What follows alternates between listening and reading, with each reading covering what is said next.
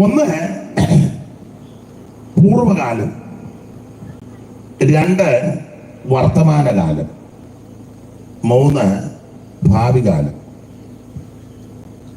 ഈ ഖണ്ഡികയ്ക്കകത്ത് ഈ മൂന്ന് കാലങ്ങളെയും പരാമർശിക്കുന്നുണ്ട്. ഒന്ന് പൂർവകാലം, രണ്ട് വർത്തമാനകാലം, മൂന്ന് ഭാവികാലം.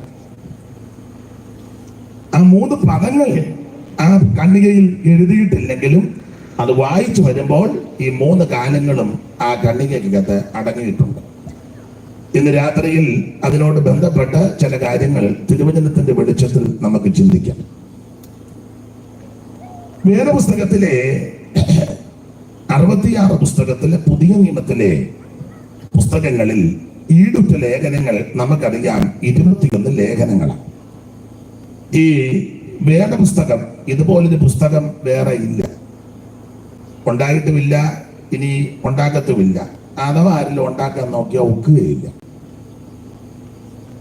ഇതിന്റെ ശരിയായ കോപ്പി സ്വർഗത്തിലുണ്ട്. സ്വർഗത്തിൽ എന്നേക്ക് സ്ഥിരമായ വചനം. ഇത് അല്പബുദ്ധിയെ ജ്ഞാനിയാക്കുന്ന തിരുവചനമാണ്. ഇത് ഉലകിലൊരുക്കി ശുദ്ധി ചെയ്ത ദൈവവചനമാണ്. ഈ വചനത്തിന് ധാരാളം പ്രത്യേകത വചനത്തിൽ തന്നെ ഉണ്ട്. എടുത്തു വായിപ്പിക്കുന്നില്ല, നിങ്ങൾക്കറിയാം. ഇത് അതിവേഗത്തിൽ ഓടുന്ന തിരുവചനമാണ്. മാത്രമല്ല, ഈ തിരുവചനത്തെ പറ്റി പഠിക്കുന്നത് ഇത് ഇരുവായ്ത്തരയുള്ള ഏത് വാളിനേക്കാൾ മൂർച്ചയേറിയ തിരുവചനം. ഈ തിരുവചനം നമ്മെ ശുദ്ധീകരിക്കുന്ന വചനമാണ്. 107-ാം സങ്കീർത്തനം നമുക്കറിയാം, അവൻ അവന്റെ വചനം അയച്ച് അവരെ സൗഖ്യമാക്കി. ഈ തിരുവെടുത്ത് നമുക്ക് സൗഖ്യം തരുന്നത്. മാത്രമല്ല, ഈ തിരുവെടുത്തിനെ പറ്റി പിന്നെയും നമ്മൾ പഠിക്കുന്നത് ഇത് അതിവേഗത്തിൽ ഓടുന്ന തിരുവചനമാണ്. ഇത് പാറയെ തകർക്കുന്ന ചുറ്റികയാണ്, കാലിന് ദീപമാണ്, പാതയ്ക്ക് പ്രകാശമാണ്. ഇത് ഇരുട്ടിൽ നമുക്ക് പ്രകാശം പരത്തുന്നതാണ്. ഇരുണ്ട സ്ഥലത്ത് വിളക്ക് എന്ന പോലെയാണ് ഈ ദൈവത്തിന്റെ വചനം. ഇത് വിത്താണ്. ഇങ്ങനെയൊക്കെയാണ് ഈ തിരുവചനത്തിൽ രേഖപ്പെടുത്തിയിരിക്കുന്നത്. അങ്ങനെയുള്ള പുതിയ നിയമത്തിലെ ഈ പുസ്തകങ്ങൾ ഞാൻ എപ്പോഴും പറയും, നിങ്ങൾക്കും അറിയാം, ഏതാണ്ട് 8 പേര് ചേർന്നാണ് പുതിയ നിയമ പുസ്തകം എഴുതി തീർത്തിരിക്കുന്നത്. അതിൽ 4 പേര് അപ്പോസ്തലന്മാരും 4 പേര് അപ്പോസ്തലന്മാരല്ല. അപ്പോസ്തലന്മാർ 4 പേര് നിങ്ങൾക്കറിയാം. ഒന്ന് മത്തായി, 2 സഹോദരിമാര് പറ. അപ്പോസ്തലന്മാര് 4 പേര് പുതിയ നിയമം എഴുതിയ അമ്മേ പറയാമേ.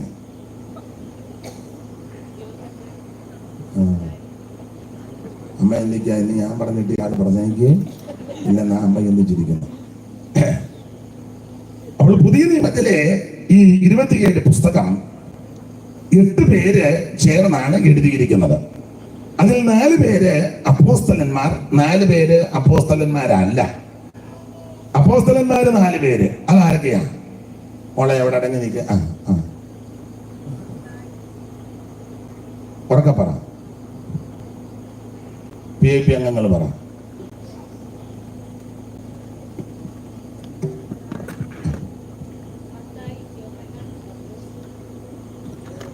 അതെ, ഈ ഇരിപ്പിൽ നമ്മൾ പോവുകയുള്ളൂ. അതുകൊണ്ട് 1 മത്തായി, 2 പത്രോസ്, 3 യോഹന്നാൻ, 4 പൗലോസ്. അങ്ങനെയാണ് 4 അപ്പോസ്തലന്മാർ.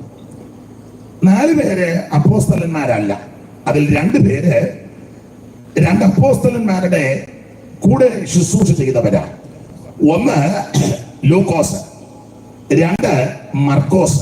മർക്കോസ് പത്രോസും ലൂക്കോസും പൗലോസും. പിന്നെ 2 പേര് യേശുക്രിസ്തുവിന്റെ അർത്ഥ സഹോദരന്മാരാ. നമുക്കറിയാം, 1 യാക്കോബ്, 2 യൂദ. അപ്പോൾ യാക്കോബ്, യൂദ, ലൂക്കോസ്, മർക്കോസ്.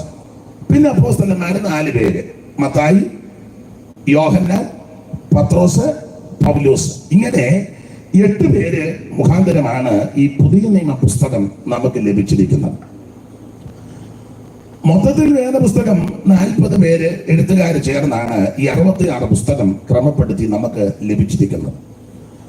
അത് അങ്ങനെ പുതിയ നിയമത്തിലെ എഴുത്തുകാരിൽ ഏറെ ലേഖനങ്ങളും എഴുതിയത് ദൈവത്തിന്റെ ദാസനാകുന്ന പൗലോസാണ്. നമുക്കറിയാം ഏതാണ്ട് 13 ലേഖനങ്ങൾ, 14 എങ്കിലും ഒരു ലേഖനത്തെ പറ്റി ഒരു തർക്കം ഉള്ളത് കൊണ്ട് ഉറപ്പിച്ചൊരു 13 പറയാം. പിന്നെ ഒരു തർക്കം ഉള്ളത് കൊണ്ട് 14, ഞാൻ 14 എന്നാ പറയുന്നു. ആരെങ്കിലും ഇടയ്ക്കൊരു ഉടക്കം ഉണ്ടാക്കുകയാണ് ഞാൻ പറഞ്ഞിരിക്കുന്നത്. അപ്പൊ എന്തായാലും ഈ പുതിയ നിയമത്തിലെ ഈ പുസ്തകങ്ങളെല്ലാം തന്നെ വളരെ ഈടുറ്റ ഗ്രന്ഥങ്ങളാണ്.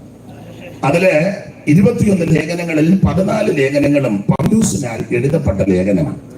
അങ്ങനെ പഠിക്കുമ്പോൾ പൗലോസിന്റെ 3 ലേഖനങ്ങൾ തർജ്ജന ലേഖനം. മോനെ, ഞാൻ ഒത്തിരി അങ്ങ് സ്ട്രെയിൻ ചെയ്യേണ്ടതായിട്ട് വരുന്നത് തന്നെ എന്റെ കുഴപ്പമാണോ? ഞാൻ ഒത്തിരി ബുദ്ധിമുട്ടുന്നു. അപ്പോൾ അതില് ഇടയ്ക്ക് ഒന്നും നല്ല രീതി വന്ന ആ രീതിയിലൊന്നും പറ്റും. എനിക്കിത് പറയാൻ അറിയാൻ മേല. ദൈവത്തിന്റെ മഹത്വം. അപ്പൊ ശ്രദ്ധിക്കുക. ആ പരുവത്തിന് നിൽക്കണേ, അത് കുഴപ്പമില്ല. അപ്പോൾ 3 ലേഖനങ്ങൾ പൗലോസിന്റെ തർജ്ജന ലേഖനങ്ങളാണ്. 1 ഗലാത്യ ലേഖനം, 2 കൊരിന്ത് ലേഖനം, 3 എബ്രായ ലേഖനം. ഈ 3 ലേഖനങ്ങൾ സാധാരണ പഠിപ്പിക്കുന്നത് പൗലോസിന്റെ തർജ്ജന ലേഖനങ്ങളാണ്. എന്തുവായി തർജ്ജനം ചെയ്യാന്ന് പറഞ്ഞാൽ പെട്ടെന്ന് മനസ്സിലാകാൻ ഒരുവൻ വഴിവിട്ട് ക്രമം കെട്ട് വ്യവസ്ഥ തെറ്റി പ്രമാണം തെറ്റി പോയാൽ അവനെ തകർത്ത് കളയല്ല, അവനെ അതോടുകൂടെ നശിപ്പിക്കുകയല്ല, അവനെ കാര്യങ്ങൾ പറഞ്ഞ് ബോധ്യപ്പെടുത്തി ശാസിച്ച് ക്രമപ്പെടുത്തി കൊണ്ടുവരണം. അതിന് തർജ്ജനം ചെയ്യണം. അപ്പൊ തർജ്ജനം ചെയ്യണം എന്നുള്ളത് ദൈവത്തിന്റെ തിരികിതമാണ്. പൗലോസ് തന്നെ ആ കാര്യം പറഞ്ഞിട്ടുണ്ട്. വചനം പ്രസംഗിക്കാം, സമയത്തിലും അസമയത്തിലും ഒരുങ്ങിയിരിക്കാം, സകല ദീർഘക്ഷമയോടും ഉപദേശത്തോടും കൂടെ ശാസിക്കാം. അടുത്ത പദം തർജ്ജനം ചെയ്യുക. അവൾ തർജ്ജനം ചെയ്യണം എന്നുള്ളത് ദൈവവചനത്തിന്റെ വ്യവസ്ഥയാണ്. പൗലോസിന്റെ 3 ലേഖനങ്ങൾ തർജ്ജന ലേഖനങ്ങളാണ്. ഓർപ്പിച്ചല്ലോ, ഗലാത്യ ലേഖനം, കൊരിന്ത് ലേഖനം, എബ്രായ ലേഖനം. ഓട് ചെയ്യുന്ന കാര്യങ്ങൾ പറയാം. ഈ 3 ലേഖനം തർജ്ജന ലേഖനമാകാൻ നാടൻ ഭാഷ പറഞ്ഞ 3 പെശകിന് എതിരെയുള്ള ലേഖനമാണ്. 1 ഉപദേശ പെശക്, 2 ജീവിത പെശക്, 3 വിശ്വാസ പെശക്. വേദപുസ്തകം പഠിക്കുന്ന, ധ്യാനിക്കുന്ന, പഠിപ്പിക്കുന്ന നിങ്ങൾക്ക് ആ കാര്യം മനസ്സിലാകും. 1 ഉപദേശ പെശക്, 2 ജീവിത പെശക്, 3 വിശ്വാസ പെശക്. ഗലാത്യ ലേഖനം ഉപദേശ പെശകിന് എതിരെ എഴുതിയ ലേഖനമാണ്. കൊരിന്ത് ലേഖനം ജീവിത പെശക് കണ്ട് അവരെ കറക്റ്റ് ചെയ്യാൻ എഴുതിയ ലേഖനമാണ് കൊരിന്ത് ലേഖനം. എബ്രായ ലേഖനം വിശ്വാസത്തിൽ പെശക് സംഭവിച്ച എബ്രായ ക്രിസ്ത്യാനികളെ വിശ്വാസത്തിൽ ഉറപ്പിച്ച് നിർത്തുവാൻ എഴുതിയ ലേഖനമാണ് എബ്രായ ലേഖനം. 1-2 കാര്യങ്ങൾ പറഞ്ഞ് നമുക്ക് മുമ്പോട്ട് പോകാം. ഗലാത്യ ലേഖനം ഉപദേശ പെശകിന് എതിരെ എഴുതിയ ലേഖനമാണ്. കാരണം ഗലാത്യ സഭയിലെ ഈ ആവശ്യമില്ലാത്ത ഉപദേശങ്ങളും ദുരുപദേശങ്ങളും ഇതിനകത്ത് വന്ന് കയറി. അത് നുഴഞ്ഞ് വന്ന സഹോദരന്മാർ, അങ്ങനെയുള്ള പദമാണ് കൊടുത്തിരിക്കുന്നത്. 2:4 വായിക്കാം. ഗലാത്യ ലേഖനം 2:4 നമുക്കറിവുള്ള വാക്യം, അത് വായിച്ചു.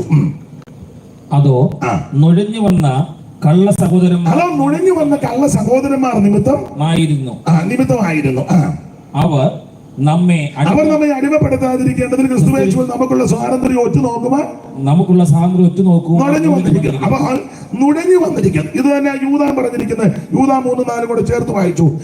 അറിവുള്ള വാക്യമെങ്കിലും ഒന്ന് വായിച്ചു. യൂദാ 3:4 പെട്ടെന്ന്. ഫാനിന്റെ കാറ്റ് കൊണ്ട് താള് നിൽക്കുന്നില്ലെന്ന് എനിക്ക് അറിയാമെങ്കിലും വായിച്ചു. പ്രിയരെ, നമുക്ക് പൊതുവിലുള്ള രക്ഷയെക്കുറിച്ച്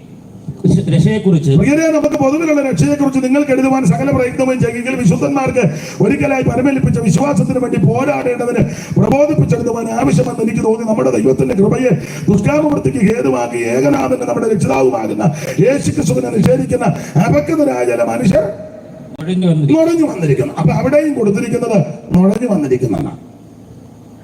അവൾ ദുരുപദേശക്കാര് സഭയ്ക്കകത്ത് നുഴഞ്ഞു വന്നു. നേരായ മാർഗത്തിൽ കൂടെ വരികയല്ല. നിങ്ങൾ ശ്രദ്ധിച്ച്, ദുരുപദേശക്കാര് സഭയിലാണെങ്കിലും യോഗത്തിനാണെങ്കിലും എവിടെ വന്നാലും നേരെ വരികയല്ല. ഒന്നെങ്കിൽ ഇരുട്ടത്തിരിക്കില്ലേ, പമ്മിയിരിക്കും. സഭയിലാണെങ്കിൽ വന്ന് പുറങ്ങിയിരിക്കും. കൈ വടിക്കല് പാടുകയില്ല, പ്രാർത്ഥിക്കല്, ഇങ്ങനെ പമ്മി കുറുക്കനിരിക്കുമ്പോൾ ഇരിക്കും. നുഴഞ്ഞാ വരുന്നത്. ഇപ്പൊ ഇവിടെ വന്നിരിക്കുന്നവരാരും നുഴഞ്ഞു വന്നവല്ല. നിങ്ങളും ഞങ്ങളും എല്ലാം നേർക്ക് നേരെ വന്നതാണ്. നമ്മുടെ വരവിന്റെ ഉദ്ദേശം നല്ല ഉദ്ദേശമാണ്. നിങ്ങളിവിടെ വന്നത് ബഹുമാനപ്പെട്ട അച്ചായൻ ഓർപ്പിച്ചതുപോലെ കൊത്തയാന്നേലും എന്നിൽ നിന്ന് എന്തേലും ഒന്ന് കേൾക്കാൻ ഓർത്താ വന്നത്. ഞാൻ വന്നത് ദൈവം എന്നെ ഏൽപ്പിച്ച ശുശ്രൂഷ എല്ലാവർക്കും ഒന്നും ബോധിക്കത്തില്ലെങ്കിലും എന്നാലാകും വിധം ഏൽപ്പിച്ച ശുശ്രൂഷ ചെയ്യണം. ആ ഉദ്ദേശത്തോടാണ് ഞാൻ വന്നത്. അപ്പൊ എന്റെ നിങ്ങളുടെ എല്ലാം വരവ് നല്ല ഉദ്ദേശത്തോടാണ്. എന്നാൽ ദുരുപദേശക്കാർ ഇങ്ങനല്ല വരുന്നത്. അവര് നുഴഞ്ഞു വരിക, ഉദ്ദേശം വേറെയാണ്. അത് ഞാൻ അധികം വിവരിക്കുന്നില്ല. ഇങ്ങനെ ദുരുപദേശക്കാർ വരുമ്പോൾ സഭയ്ക്കകത്ത് പലവിധമായ ഉപദേശങ്ങളുമായിട്ട് വരും. അത് ആ ഭാഗത്തേക്കൊന്നും ഞാൻ ഏകദിന കൺവെൻഷൻ, മിറ്റത്ത് കൺവെൻഷൻ, അത് VIP-യുടെ വിശേഷിച്ച ഈ സ്ഥലസഭയുടെ അങ്കണത്തില് പലരും കടന്നു വന്നിരിക്കുന്നത് കൊണ്ട് ആ ഭാഗമൊന്നും വിവരിക്കുന്നില്ല. സഭയ്ക്ക് അകത്തായിരുന്നെങ്കിൽ വേറെ ചില കാര്യങ്ങളോട് പരാമർശിക്കായിരുന്നു. ദൈവത്തിന് മഹത്വം. ഇങ്ങനെ ദുരുപദേശക്കാർ സഭയ്ക്കകത്ത് വരുമ്പോൾ നമ്മുടെ നിലപാട് എന്തായിരിക്കണം? ഒറ്റ വാക്യമായിട്ട് അങ്ങ് വിട്ടേക്കാം. ഗലാത്യലേഖനം 2:4 ഒന്നുകൂടെ വായിച്ച്. ഇങ്ങനെയുള്ള ദുരുപദേശക്കാർ സഭയ്ക്കകത്ത് വരുമ്പോൾ നമ്മുടെ നിലപാട് എങ്ങനെ ആയിരിക്കണം? അതോ നുഴഞ്ഞു വന്ന കള്ള സഹോദരന്മാർ നിമിത്തമായിരുന്നു. അവർ നമ്മെ അടിമപ്പെടുത്തേണ്ടതിന് ക്രിസ്തുവേശുവിൽ നമുക്കുള്ള സ്വാതന്ത്ര്യം ഒറ്റുനോക്കുവാൻ നുഴഞ്ഞു വന്നിരിക്കുന്നു. അടുത്തതാണ് സുവിശേഷത്തിന്റെ സത്യം. സുവിശേഷത്തിന്റെ സത്യം നിങ്ങളോട് കൂടെ നിലനിൽക്കണം. എന്നെ കേൾക്കുന്നവരോട് ഒരു കാര്യം അവിടെ നിന്ന് 2 കാര്യം പറഞ്ഞേച്ചു പോകാം. അവൻ സുവിശേഷത്തിന്റെ സത്യം. ഞാനും ഇങ്ങനെ പറയുക, സത്യമായി തോന്നേ ഉള്ളൂ, അത് സുവിശേഷമാണ്. എന്തുവാ സുവിശേഷം? അവൻ ദാവീദിന്റെ സന്തതിയായി ജനിച്ച് മരിച്ച് അടക്കപ്പെട്ട് ഉയർത്തെഴുന്നേറ്റ യേശു ക്രിസ്തു, അതാ സുവിശേഷം. സുവിശേഷത്തെ കൊണ്ട് മാത്രമേ രക്ഷപ്പെടാൻ പറ്റൂ. സ്തോത്രം. ഈ ക്രൈസ്തവരെന്ന് പറയുന്നവർക്കും എല്ലാവർക്കും സുവിശേഷം ഒന്നും ഇഷ്ടമല്ല. ഇന്ന് ഞങ്ങളുടെ ഒരു വേണ്ടപ്പെട്ടയാൾ മരിച്ചപ്പോൾ അവര് സമുദായത്തില്ല. അപ്പോൾ ദൈവദാസന്മാരാകുന്ന ഞങ്ങൾക്ക് അല്പസമയം കൊടുക്കണമെന്ന് വീട്ടുകാര് അവര് നിൽക്കുന്ന സഭയിലെ ചുമതലപ്പെട്ടവരോട് പറഞ്ഞപ്പോൾ അതിന്റെ ചുമതലപ്പെട്ടവര് പറഞ്ഞു, സുവിശേഷം ഒന്നും ഇവിടെ പറഞ്ഞേക്കരുതെന്ന്. എന്നെ ചെയ്യാന് നല്ല ബുദ്ധി ഉണ്ടാകാൻ പ്രാർത്ഥിക്കാം. ഈ പറഞ്ഞ പുള്ളിയുടെ വല്യപ്പൻ ഈ നന്നായി വന്നത് ഈ സുവിശേഷം വന്നത് കൊണ്ടാണ്. അതെ, നിങ്ങളും മിണ്ടുകയല്ല, നിങ്ങളും പുള്ളിയുടെ ഏട്ടനാ. അത് തന്നെ. എടാ, സുവിശേഷം വന്നത് കൊണ്ടാണ് നിന്റെ സ്ഥിതിക്ക് മാറ്റം വന്നത്. ഞാൻ എന്റെ ഭാഷയിൽ പറയും, നേരിട്ട് അവന് തുണി കൊടുക്കാൻ പഠിപ്പിച്ചത് സുവിശേഷം വന്നതുകൊണ്ടാണ്. 2 അക്ഷരം കൂട്ടി വായിക്കാനിട ഈ വഴി കൂടെ മാന്യമായിട്ട് യോഗ്യമായിട്ട് നടക്കാനിടയായത് സുവിശേഷം വന്നതുകൊണ്ടാണ്.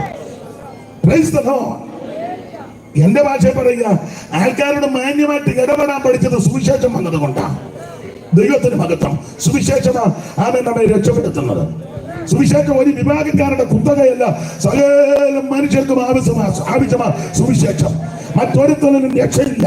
നാം രക്ഷിക്കപ്പെടുവാൻ ആകാശത്തിന് കീഴിൽ മനുഷ്യരുടെ ഇടയിൽ നൽകപ്പെട്ട ഒരേ ഒരു നാമം, അത് യേശു ക്രിസ്തുവിന്റെ പരിശുദ്ധ നാമം, അതാണ് സുവിശേഷം. ദൈവത്തിന് മഹത്വം.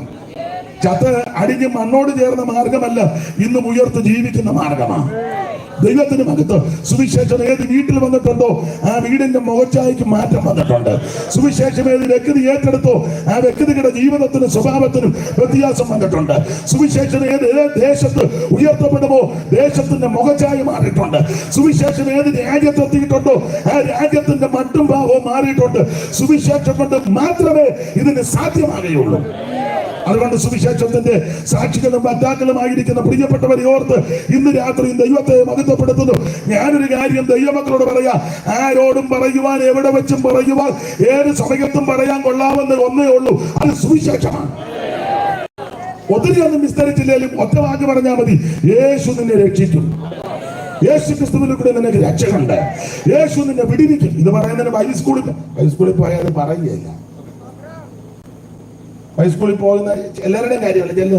നമ്മളിത് പറഞ്ഞാൽ തെറ്റുമോ തെറ്റുകയില്ലയോ, അതിനകത്ത് തിയോളജിയുടെ വശം നോക്കിയിരുന്ന് ആരോടും പറയുകയില്ല. എന്നാൽ പഴയ ചില അപ്പച്ചന്മാരെ അമ്മച്ചമാരെ കണ്ട ആരോടും സുവിശേഷം, അവർ തിയോളജി ഒന്നും പഠിച്ചതല്ല, പക്ഷെ ഒന്നറിയാം, യേശു രക്ഷിക്കും. ഇന്ന് രാത്രിയിലും അത് ആരോടും പറയണം, യേശു നിന്നെ രക്ഷിക്കും. മറ്റൊരുത്തരും രക്ഷയില്ല, യേശു ക്രിസ്തുവിൽ കൂടി മാത്രമാണ് രക്ഷ. അത് പറയുന്നതിന് ആരെയും പേടിക്കുകയും വേണ്ട, ശക്തമായിട്ട് അത് പറഞ്ഞോണം. ദൈവത്തിന്റെ മഹത്വം. അപ്പൊ ശ്രദ്ധിക്കുക, സുവിശേഷത്തിന്റെ സത്യം ഒന്നുകൂടെ വായിച്ചാൽ മനപ്പാസ്. സുവിശേഷത്തിന്റെ സത്യം അതോ നുഴഞ്ഞു വന്ന കള്ള സഹോദരന്മാർ നിമിത്തമായിരുന്നു അവർ നമ്മെ അടിമപ്പെടുത്താതിരിക്കണം. ക്രിസ്തുയേശുവിൽ നമുക്കുള്ള സ്വാതന്ത്ര്യം ഒത്തു നോക്കാൻ തുടങ്ങി വന്നിരിക്കുന്നു. അടുത്ത സുവിശേഷത്തിന്റെ സത്യം സുവിശേഷത്തിന്റെ സത്യം നിങ്ങളോടുകൂടെ നിലനിൽക്കേണ്ടതിന് ഞങ്ങൾ അവർക്ക് ഒരു നാഴിക പോലും വഴങ്ങി കൊടുത്തില്ല. ഇങ്ങനെയുള്ള ദുരുപദേശക്കാരും ഭാഷക്കാരും വിപരീത ഉപദേശക്കാരൊക്കെ വരുമ്പോൾ അവനുമായിട്ട് ചേർന്ന് തുള്ളുകല്ല, ഒരു നാഴിക പോലും വഴങ്ങി കൊടുത്തിട്ടില്ല. ഞാൻ ആ ഭാഗം ഇപ്പം വീതിക്കുന്നതിൽ ഇവിടെ ആയതുകൊണ്ട് കർത്താവിന് മഹത്വം. അപ്പോൾ ദുരുപദേശത്തിനെതിരെയാണ്, ഉപദേശ പ്രശ്നത്തിനെതിരെയാ ഗലാത്യലേഖനം പൗലോസ് എഴുതിയിരിക്കുന്നത്. അതുകൊണ്ടാണ് വായിപ്പിക്കുന്നതിൽ 1-ാം അധ്യായത്തിൽ ഞങ്ങൾ നിങ്ങളോട് അറിയിച്ച സുവിശേഷത്തിന് വിപരീതമായിട്ട് ഞങ്ങളാകട്ടെ സ്വർഗത്തിൽ നിന്നൊരു ദൂതനാകട്ടെ വന്ന് പറഞ്ഞാൽ അവൻ ശപിക്കപ്പെട്ടവനാ, നിങ്ങൾ അതിന് വഴിപ്പെട്ടു പോകരുത്. 2-ാം അധ്യായത്തിൽ പറഞ്ഞു നിങ്ങൾ നന്നായിട്ടൊക്കെ ഓടി, ഇപ്പൊ നിങ്ങൾക്ക് ഓടാൻ മേല. 3-ാം അധ്യായത്തിൽ പറയുക ക്രിസ്തുയേശുവിനെ ഇത്ര തിട്ടമായി വ്യക്തമായി ആമെ കാണിച്ചിരിക്കുക, വരച്ചു കാട്ടിക്ക് നിങ്ങളെ ആരാ ക്ഷുദ്രം ചെയ്ത് മയക്കുന്നത്. 4-ാം അധ്യായത്തിൽ പറഞ്ഞു ഞാൻ നിങ്ങൾക്ക് വേണ്ടി അധ്വാനിച്ചത് വെറുതെ ആയോ എന്ന് ഭയപ്പെടുന്നു. ദൈവത്തിന് മഹത്വം. ഇങ്ങനെ ഓരോ അധ്യായത്തിലും കർക്കശമായിട്ട് ഇവരെ തർജ്ജനം ചെയ്ത് ഇവര് ശരിയായ ഉപദേശം പഠിപ്പിക്കും. അതാ ഗലാത്യ ലേഖനം. കൊരിന്ത് ലേഖനം ജീവിത പ്രശ്നത്തിനെതിരെ എഴുതിയ ലേഖനമാണ്. നിങ്ങൾക്കറിയാം, കൊരിന്ത് ലേഖനം 1-ാം ലേഖനം 16 അധ്യായമുണ്ട്. ഞാനെപ്പോഴും പറയും ഓരോ അധ്യായത്തിലും ഓരോ വിഷയമാണ്. 1-ാം അധ്യായത്തിൽ പക്ഷം പിടിക്കുന്നു, 2-ാം അധ്യായത്തിൽ ഉപദേശം കൈക്കൊള്ളുന്നില്ല, 3-ാം അധ്യായത്തിൽ ഈർച്ചയും പകയും പിണക്കും, 4-ാം അധ്യായത്തിൽ അറിവ് ചീർപ്പിക്കുന്നു, 5-ാം അധ്യായത്തിൽ ജാതികളുടെ ഇടയിൽ പോലും ഇല്ലാത്ത നടപടിക്രമങ്ങൾ, 6-ാം അധ്യായത്തിൽ കേസും കോടതിയും മഴക്കും, 7-ാം അധ്യായത്തിൽ കുടുംബ പ്രശ്നം, 8-ാം അധ്യായത്തിൽ വിഗ്രഹാർപ്പണം ഭക്ഷിക്കാമോ തർക്കം നടക്കുക, 9-ാം അധ്യായത്തിൽ ഇതെല്ലാം പറഞ്ഞ പൗലോസിനെ ക്വസ്റ്റ്യൻ ചെയ്യുന്നു, 10-ാം അധ്യായത്തിൽ വിഗ്രഹാർപ്പണം ഭക്ഷിച്ച് പട്ടുപോയി, 11-ാം അധ്യായത്തിൽ പ്രധാനമായി തിരുമേശയുടെ ഉപദേശം, 12-ാം അധ്യായം കൃപാവരം നിന്നിട്ടില്ല, 13-ാം അധ്യായം അതിശ്രേഷ്ഠവരം സ്നേഹം, 14-ാം അധ്യായത്തിൽ ഈ കൃപാവരങ്ങൾ വിനിയോഗിക്കേണ്ട വിധങ്ങളാ, 15-ാം അധ്യായം ആമ വിശുദ്ധന്മാരുടെ മരണവും അടക്കവും ഉയർപ്പും, 16-ാം അധ്യായം വന്ദനം ചൊല്ലിയിട്ട് ആഴ്ചവട്ടത്തിന്റെ 1-ാം നാൾ ചരതിച്ചു വെച്ചത് കൊണ്ടുവരണം. ഇതാ ഓരോ അധ്യായത്തിലും ഓടിച്ചു പഠിക്കുമ്പോൾ 1-ാം അധ്യായത്തിലേക്ക് വരുമ്പോൾ ഈ കൊരിന്തിലെ വിശ്വാസികൾ നമ്പർ 1 വിശ്വാസികളാ. ഇവരെ പോലെ മിടുക്കലായ വിശ്വാസികൾ വേറെ ഇല്ല. വായിച്ച 1-ാം അധ്യായത്തിന്റെ 4-ാം വാക്യം എല്ലാം പറയുന്നില്ല, ഓടിച്ചങ്ങ് പോവുക.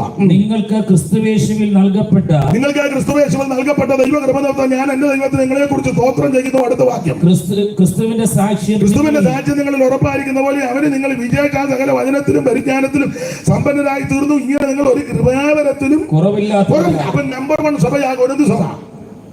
ക്രിസ്തുയേശുവിൽ നിങ്ങൾക്ക് നൽകപ്പെട്ട ദൈവകൃപ നിമിത്തം ഞാൻ എന്റെ ദൈവത്തിന് നിങ്ങളെ കുറിച്ച് സ്തോത്രം ചെയ്യുന്നു. ഇന്ന് രാത്രി എന്നെ കേൾക്കുന്ന ബഹുമാനരായി നിങ്ങളോട് പറയുക, ഇവിടെ വന്നിരിക്കുന്ന സകല ആൾക്കാർക്കും ദൈവകൃപയുള്ളവരാ. ദൈവകൃപയില്ലാത്ത ആരും ഇവിടെ വന്നിട്ടില്ല. അല്ല, ദൈവകൃപയില്ലാത്ത ആർക്കും ഈ കോമ്പൗണ്ടിൽ കയറാനൊക്കത്തില്ല.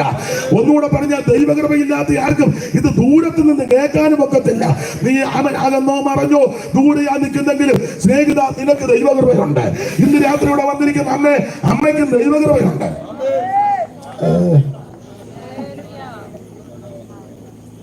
ഉണ്ടെന്ന് അതൊക്കെ പിന്നെയും സംശയമാണ്. കൃപയുണ്ടെന്ന്, കൃപയുള്ളത് കൊണ്ടല്ലേ ഇതിനകത്ത് വന്നേ. ഇവിടെ ഇരിക്കുന്ന എല്ലാവർക്കും ദൈവകൃപയുണ്ട്, ഓരോരുത്തർക്കും കൃപയുണ്ട്. അത് ഉള്ളത് കൊണ്ടാണ് ഈ കോമ്പൗണ്ട് നമ്മൾ വന്നിരിക്കുന്നത്. അതുകൊണ്ട് നിരാശപ്പെട്ടു പോകരുത്. ദൈവം നിങ്ങളെ സ്നേഹിക്കുന്നു, ദൈവം നിങ്ങളെ സ്നേഹിക്കുന്നു. ദൈവത്തിന്റെ മഹത്വം. അപ്പൊ നിങ്ങൾക്ക് ക്രിസ്തുയേശുവിൽ നൽകപ്പെട്ട ദൈവകൃപ നിമിത്തം ഒന്നല്ലെങ്കിൽ മറ്റൊരു കൃപ ഇവിടെ ഇരിക്കുന്ന എല്ലാവർക്കും ഉണ്ട്. ഈ വെള്ളമെടുത്ത് തരുന്ന ഒരു കൃപയാ, വാക്യം വായിക്കുന്ന ഒരു ദൈവകൃപയാ, പാട്ട് പാടുന്ന ഒരു ദൈവകൃപയാ, സഭയെ തമ്പാൻ അടിക്കുന്നെങ്കിൽ അതൊരു ദൈവകൃപയാ, കസേരയൊക്കെ ഇടുകയും മടക്കി വെക്കുക അതൊരു ദൈവകൃപയാ. യോഗം കഴിഞ്ഞ് പോകുന്നത് കൃപയാ, പക്ഷേ കസേര മടക്കി വെച്ചുകൂടെ പോകുന്നത് അതും ഒരു കൃപയാ. മടക്കണ്ട, എടുത്ത് വെച്ചാൽ മതി, വീട്ടിൽ കൊണ്ടുപോകരുതെന്നേ ഉള്ളൂ. കൊണ്ടൊരാളോട് സ്വോത്രാഴ്ച എടുക്കാൻ പറഞ്ഞ പുള്ളി അത് എടുത്തോണ്ട് അങ്ങ് പോയി. എടുക്കാനല്ലേ പറഞ്ഞേ. അപ്പൊ ഒരു കാര്യം പറയാം, ഇവിടെ ഇരിക്കുന്ന എല്ലാവർക്കും ദൈവകൃപയുണ്ട്. ദൈവകൃപയില്ലാത്ത ആരും ഇവിടെ വന്നിട്ടില്ല. അതാ വിവരിക്കുന്നില്ല. ക്രിസ്തുയേശുവിൽ നിങ്ങൾക്ക് നൽകപ്പെട്ട ദൈവകൃപ നിമിത്തം ഞാൻ എന്റെ ദൈവത്തിന് നിങ്ങളെ കുറിച്ച് എപ്പോഴും സ്തോത്രം ചെയ്യും. അടുത്തത് ക്രിസ്തുവിന്റെ സാക്ഷ്യം നിങ്ങളിൽ ക്രിസ്തുവിന്റെ സാക്ഷ്യം നിങ്ങളിൽ ഉറപ്പായിരിക്കുന്നത്. ഇവര് സാക്ഷ്യമുള്ളവരാ, സാക്ഷി പറയുന്നവരാ, സാക്ഷി പറയാൻ കൊടുത്താൽ നന്നായിട്ട് പറയും. അത് നമ്മുടെ ഇടയിൽ ഉണ്ടല്ലോ, നന്നായിട്ട് പറയും. ചിലര് അതിശയോക്തിയൊക്കെ പറയുന്ന ആൾക്കാരുണ്ട്. വേറെ പുസ്തകത്തിലൊരു ഭാഷ പറഞ്ഞാൽ വമ്പ് പറയുന്നവരുണ്ട്. ചിലപ്പോൾ ഒരു ചെറിയ പനി വന്നതാ, എന്നാലും സാക്ഷി പറയുമ്പോൾ കഴിഞ്ഞ ആഴ്ച ഞാൻ ചത്തുപോകുമെന്ന് ഉമ്മായിരുന്നു വമ്പ് പറയാ. ഞാൻ പൊങ്ങുമെന്ന് വിചാരിച്ചതേ വമ്പ് പറയുക. ഞാൻ ഒത്തിരി കാര്യങ്ങൾ അത് നിന്ന് പറയാനുണ്ടെന്ന് ഞാൻ ഇപ്പൊ പറയുന്നില്ല. വമ്പ് പറയരുത്, സത്യമേ പറയാവൂ, ഉള്ളതേ പറയാവൂ. ദൈവത്തിന് മഹത്വം. അതെ, ആ ഭാഗം വിടുക. അപ്പോൾ ക്രിസ്തുവിന്റെ സാക്ഷ്യം നിങ്ങളിൽ ഉറപ്പായി. ഇവര് സാക്ഷ്യമുള്ളവരാ, സാക്ഷി പറയും, നന്നായിട്ട് സാക്ഷി പറയും, സാക്ഷ്യം പ്രസ്താവിക്കാൻ മിടുക്കരുമാണ്. സാക്ഷ്യം നിങ്ങളിൽ ഉറപ്പായിരിക്കുന്നത് പോലെ അവനിൽ നിങ്ങൾ സകലത്തിലും വിശേഷാൽ, അവന് നിങ്ങൾ സകലത്തിലും വിശേഷാൽ, ഇവരെല്ലാത്തിലും മുൻപറിയില്ല, വിശേഷാൽ സകല വചനത്തിലും. ഇവര് ഭയങ്കര വചനതിട്ടമുള്ളവരാ, പരിജ്ഞാനമുള്ളവരാ. കൊരിന്ത് വിശ്വാസികൾ വചനത്തിലൊക്കെ നല്ല തിട്ടമാണ്. അതുകൊണ്ട് വേദപുസ്തകം പോലും കൊണ്ടുവരികയില്ല. കാരണം വചനത്തിൽ നല്ല തിട്ടമുണ്ട്. ഇനി കൊണ്ടുവന്ന ആട്ട് തുറക്കുകയില്ല. എനിക്ക് അങ്ങനെയുള്ളവരെ ഇഷ്ടമാണ്. തിട്ടമുണ്ടല്ലോ. ഒന്നാമത്തെ കാര്യം, ഇത് കൊണ്ടുവരികയല്ല, കൊണ്ടുവന്ന ആട്ട് തുറക്കുകയില്ല. കുറ്റമല്ല പറഞ്ഞ നല്ല തിട്ടമാണ്. അപ്പോൾ മാത്രമല്ല പരിജ്ഞാനം, നല്ല പരിജ്ഞാനം. അങ്ങനല്ലേ എഴുതിയേക്കുന്നത് മണിപ്പാസ്റ്റേ? അവന് നിങ്ങൾ വിശേഷം വചനത്തിലൊക്കെ ഉപദേശമാര് കുറുവാക്യം വായിക്കും മാറുക. ഇന്ന് ഏതൊക്കെ മേഖലയിൽ കൂടെ പോകുമെന്ന്. പണ്ട് കുറത്തിയാട് ചെന്നപ്പം എന്നോട് നേരത്തെ ഒരാൾ പറഞ്ഞു, അച്ഛാ അവിടെ നന്നായിട്ട് വചനത്തിട്ടുള്ള അമ്മാമ്മമാരുണ്ട്, അമ്മച്ചിമാരും ഒക്കെ ഉണ്ട്. നമ്മളൊരു വാക്യം വായിക്കുമ്പോഴേ അവർ അടുത്ത വാക്യം എടുത്ത് വെക്കും, നമ്മൾ എന്നെ പ്രസംഗിക്കുന്നെന്ന്. അപ്പൊ ഇത് പറഞ്ഞാ എന്നെ വിട്ടത്. ഞാനും അപ്പൊ പേടിച്ചാ അവിടെ ചെന്നപ്പോ സൂക്ഷം അതുപോലെ മുൻവരെ കമ്പിയെ മുണ്ടിയിരിക്കും പോലെ രംഗട്ടെണ്ണം. അപ്പൊ ഞാന് ഇങ്ങനെ നോക്കി ഒരു കുറുവാക്യം വായിച്ചപ്പോഴേ ഈ വിരലുകളെല്ലാം കൂടെ വേറെ പുസ്തകത്തിനിടെ കയറുന്ന കണ്ട്. അപ്പൊ അവർക്ക് മനസ്സിലായി ഞാൻ ഇന്ന് നല്ല തിട്ടമാണ്. പിന്നെ ഞാന് വാക്യം വായിച്ചെങ്കിലും വേറെ റൂട്ടിൽ കൂടെ പോയി. അല്ല, പിന്നെ വിരൽ അവിടെ നിന്ന് മാറ്റേണ്ടി വന്നു. അല്ല, എനിക്കവരെ ബഹുമാനമാണ്. വചനത്തിൽ തിട്ടമുണ്ട്. സ്തോത്രം. അങ്ങനെയുള്ളവർ സഭയ്ക്കകത്തുള്ളത് നല്ലതാണ്. വചനത്തിൽ നല്ല തിട്ടമുള്ളവർ സഭയ്ക്കകത്തുണ്ടെങ്കിൽ ഞാൻ എന്റെ കാര്യം പറയാം. ഞങ്ങൾ ഉപദേശമാരും വിഡിത്തം ഒന്നും വിളിച്ച് പറയുകയില്ല. കുറച്ചൊക്കെ സൂക്ഷിച്ച്, പിന്നെ അത് നല്ലതല്ലേ. വചനത്തിൽ തിട്ടം വേണം. അല്ലെ പിന്നെ പണ്ട് പ്രസംഗിച്ചതുപോലെ ഉപദേശം വായിച്ചു, അഹരോന്റെ തളർത്ത വടികെന്ന വായിച്ചു കൊടുത്തു. അഹരോന്റെ തളർത്ത തടി. പുള്ളിക്കും വലിയ തിട്ടമില്ല. പുള്ളി ഉടനെ തടിയെ പറ്റി പ്രസംഗിച്ചു. പുള്ളി നോക്കുന്നില്ലല്ലോ. അതെ, തടി, അഹരോന്റെ തളർത്ത തടി. തടിക്ക് കാതലുണ്ട്, വെള്ളമുണ്ട്. ആ തടി പല കാര്യത്തിലുണ്ട്. ഇതെല്ലാം നല്ല ഗംഭീരം പ്രസംഗം. അത് ചാതുര്യമാണ്. പ്രസംഗം കഴിഞ്ഞപ്പം വേറൊരു അപ്പച്ചൻ വന്നു ചോദിച്ചു, പാസ്റ്റേ തടിയെന്നല്ലല്ലോ അഹരോന്റെ വടിയെന്നല്ലേ എഴുതിയ പുള്ളിക്ക് വെട്ടിനാട്ട. പിന്നെ ഉപദേശമാരും എടുക്കന്മാരാ. അങ്ങനെ പുള്ളി അപ്പച്ച തടിയിൽ നിന്നല്ലോ വടി ഉണ്ടാകുന്നത്, അല്ല വടിയിൽ നിന്ന് തടിയല്ലല്ലോ. രക്ഷപ്പെടുക. അപ്പൊ ഒരു കാര്യം പറയാ, വചനത്തിൽ തിട്ടമുള്ളവർ വേണം. അപ്പൊ ഈ കൊരിന്ത് വിശ്വാസികള് അവൻ വചനത്തിൽ നല്ല തിട്ടമുള്ളവരാ. അവന് നിങ്ങൾ വിശേഷാൽ സകല വചനത്തിലും, പിന്നെ സകല പരിജ്ഞാനം, നല്ല പരിജ്ഞാനമുള്ള വിശ്വാസികളാ കൊരിന്ത് വിശ്വാസികള്. അതുകൊണ്ട് യോഗത്തിന് വന്നാൽ കൈയടിക്കോ, പാടുകയോ, പ്രാർത്ഥിക്കോ, ദൈവത്തെ സ്തുതിക്കോ ഒന്നും ഇങ്ങനെ പരിജ്ഞാനത്തോടെ ഇരുന്നോളും. നമ്മൾ കണ്ടിട്ടില്ലേ, ചിലർ അനങ്ങത്തില്ലല്ലോ. നമ്മളേക്ക് പരിജ്ഞാനമുള്ള ആളാണ്. അവിടെ ബേബി കിടന്ന് അരയ്ക്കും, ബേബിക്ക് പരിജ്ഞാനമൊന്നുമില്ലല്ലോ. അങ്ങനെയുള്ള ചില ചിന്തകളും ഒക്കെ ഉണ്ട്. അപ്പൊ ഇവര് വചനത്തിൽ നല്ല തിട്ടം, നല്ല പരിജ്ഞാനമുള്ളവർ. അടുത്ത വാക്യം, പിന്നെ പരിജ്ഞാനത്തിൽ സമ്പന്നനായി തീർന്നു. ഇങ്ങനെ നിങ്ങൾ ഒരു കൃപാവരത്തിലും കുറവില്ലാത്ത നമ്പർ 1 വിശ്വാസികളാ കൊരിന്ത് വിശ്വാസികൾ. ഒന്നാമത്തെ ആയത്തിൽ വളരെ ശ്ലാഘനീയമായ നിലയിൽ അഭിനന്ദിച്ചല്ലേ അപ്രീഷിയേറ്റ് ചെയ്ത് ഇവരെ പൗലോസ് ഉയർത്തുകയാ. എന്നാൽ രണ്ടാമത്തെ ആയത്തിൽ ഒരു വാക്യമുണ്ട്, ആത്മാവ് സകലത്തെയും ദൈവത്തിന്റെ ആഴം അറിയുമെന്ന്. 2:9 വായിച്ചേ, 2:9, 10 പെട്ടെന്ന്. നമുക്കോ ദൈവം തന്റെ ആത്മാവിനാൽ വെളിപ്പെടുത്തിയിരിക്കുന്നു. 9, 10. ആത്മാവ് സകലത്തെയും 9 മുതൽ വായിച്ചു. ദൈവം തന്നെ സ്നേഹിക്കുന്നവർക്ക് ഒരുക്കിയിട്ടുള്ളത് കണ്ണ് കണ്ടിട്ടില്ല, ചെവി കേട്ടില്ല, മനുഷ്യന്റെ ഹൃദയത്തിൽ തോന്നിയിട്ടില്ല എന്ന് എഴുതിയിരിക്കുന്നത് പോലെ തന്നെ നമുക്കോ ദൈവം തന്റെ ആത്മാവിനാൽ വെളിപ്പെടുത്തിയിരിക്കുന്നു. ആത്മാവ് സകലത്തെയും ദൈവത്തിന്റെ ആഴങ്ങളെയും ആത്മാവ് സകലത്തെയും ദൈവത്തിന്റെ ആഴമറിയും. ഇന്ന് രാത്രി നിങ്ങൾക്കാർക്കും എന്നെ അറിയത്തില്ല, എനിക്ക് നിങ്ങളെ എല്ലാവരും അറിയത്തില്ല. പക്ഷെ എന്നെയും നിങ്ങളെയും അറിയുന്ന പരിശുദ്ധാത്മാവ് ഇന്ന് രാത്രിയോടെ വ്യാപരിക്കുന്നുണ്ട്.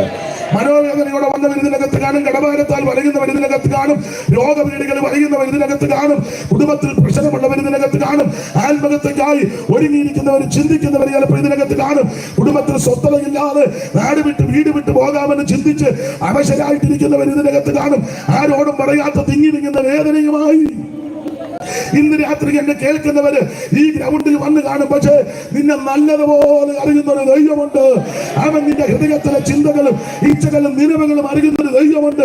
ഇന്ന് രാത്രി യേശു നിന്നെ സ്നേഹിക്കുന്നു. വിടുവിക്കുവാനും രക്ഷിക്കുവാനും കഴിവുള്ളവനാ ദൈവം. ആത്മാവ് സകലത്തെയും ദൈവത്തിന്റെ ആഴങ്ങളെയും മനുഷ്യനുള്ളത് അവനിലല്ല. മനുഷ്യ വിവരിക്കുന്നില്ല. ആത്മാവ് സകലത്തെയും അറിയും കേട്ടോ. അപ്പൊ ഒന്നാം അധ്യായത്തിൽ ശ്ലാഘനീയമായ നിലയിൽ ഇവരെ അഭിനന്ദിച്ചു പറഞ്ഞു. പക്ഷെ രണ്ടാം അധ്യായത്തിൽ ആത്മാവ് ആഴമല്ല അറിഞ്ഞു. ആഴം പറഞ്ഞ ആത്മാവ് മൂന്നാം അധ്യായത്തിൽ ഇവരോട് പറഞ്ഞത് 3:1 വായിച്ചേ. 3:1. എന്നാൽ സഹോദരന്മാരെ നിങ്ങൾക്ക് എനിക്ക് എന്നാൽ സഹോദരന്മാരെ നിങ്ങളോട് എനിക്ക് ആത്മികന്മാരിടുന്നത് പോലെ ദൈവീകന്മാരിടുന്നത് പോലെ ക്രിസ്തുവിൽ ശിശുക്കളായവരോട് അത്രയും സംസാരിപ്പാൻ കഴിയുള്ളൂ. അപ്പൊ ശ്രദ്ധിക്കുക, ഒന്നാം അധ്യായത്തിൽ ഇവരെ ശ്ലാഘനീയമായ നിലയിൽ സംസാരിച്ചു. രണ്ടാം അധ്യായത്തിൽ ആഴമല്ല ആത്മാവ് പറഞ്ഞു. അറിഞ്ഞ ആത്മാവ് 3:1 പറയുക, ഒരു കൃപാവരത്തിനും കുറവില്ല, നിങ്ങള് മിടുക്കരാ, പക്ഷെ നിങ്ങളോട് ആത്മീകരോട് സംസാരിക്കുന്നത് പോലെ സംസാരിക്കാൻ ഒക്കുന്നില്ല. പൊതുവിൽ ഇത് പറയേണ്ടതല്ലെങ്കിലും സന്ദർഭം വന്നുകൊണ്ട് പറയാം. ഞാനിപ്പോ പൊതുവെ പറയും, പാസ്റ്റർ അതൊന്നും ഇപ്പൊ പൊതുവെ പറയേണ്ട കാര്യമല്ലായിരുന്നു, എന്തിനാ അതൊക്കെ പറഞ്ഞെന്ന് ചിലർക്കൊരു ചിന്ത വരും. എന്നാലും പറയാതിരിക്കാനൊക്കത്തില്ല.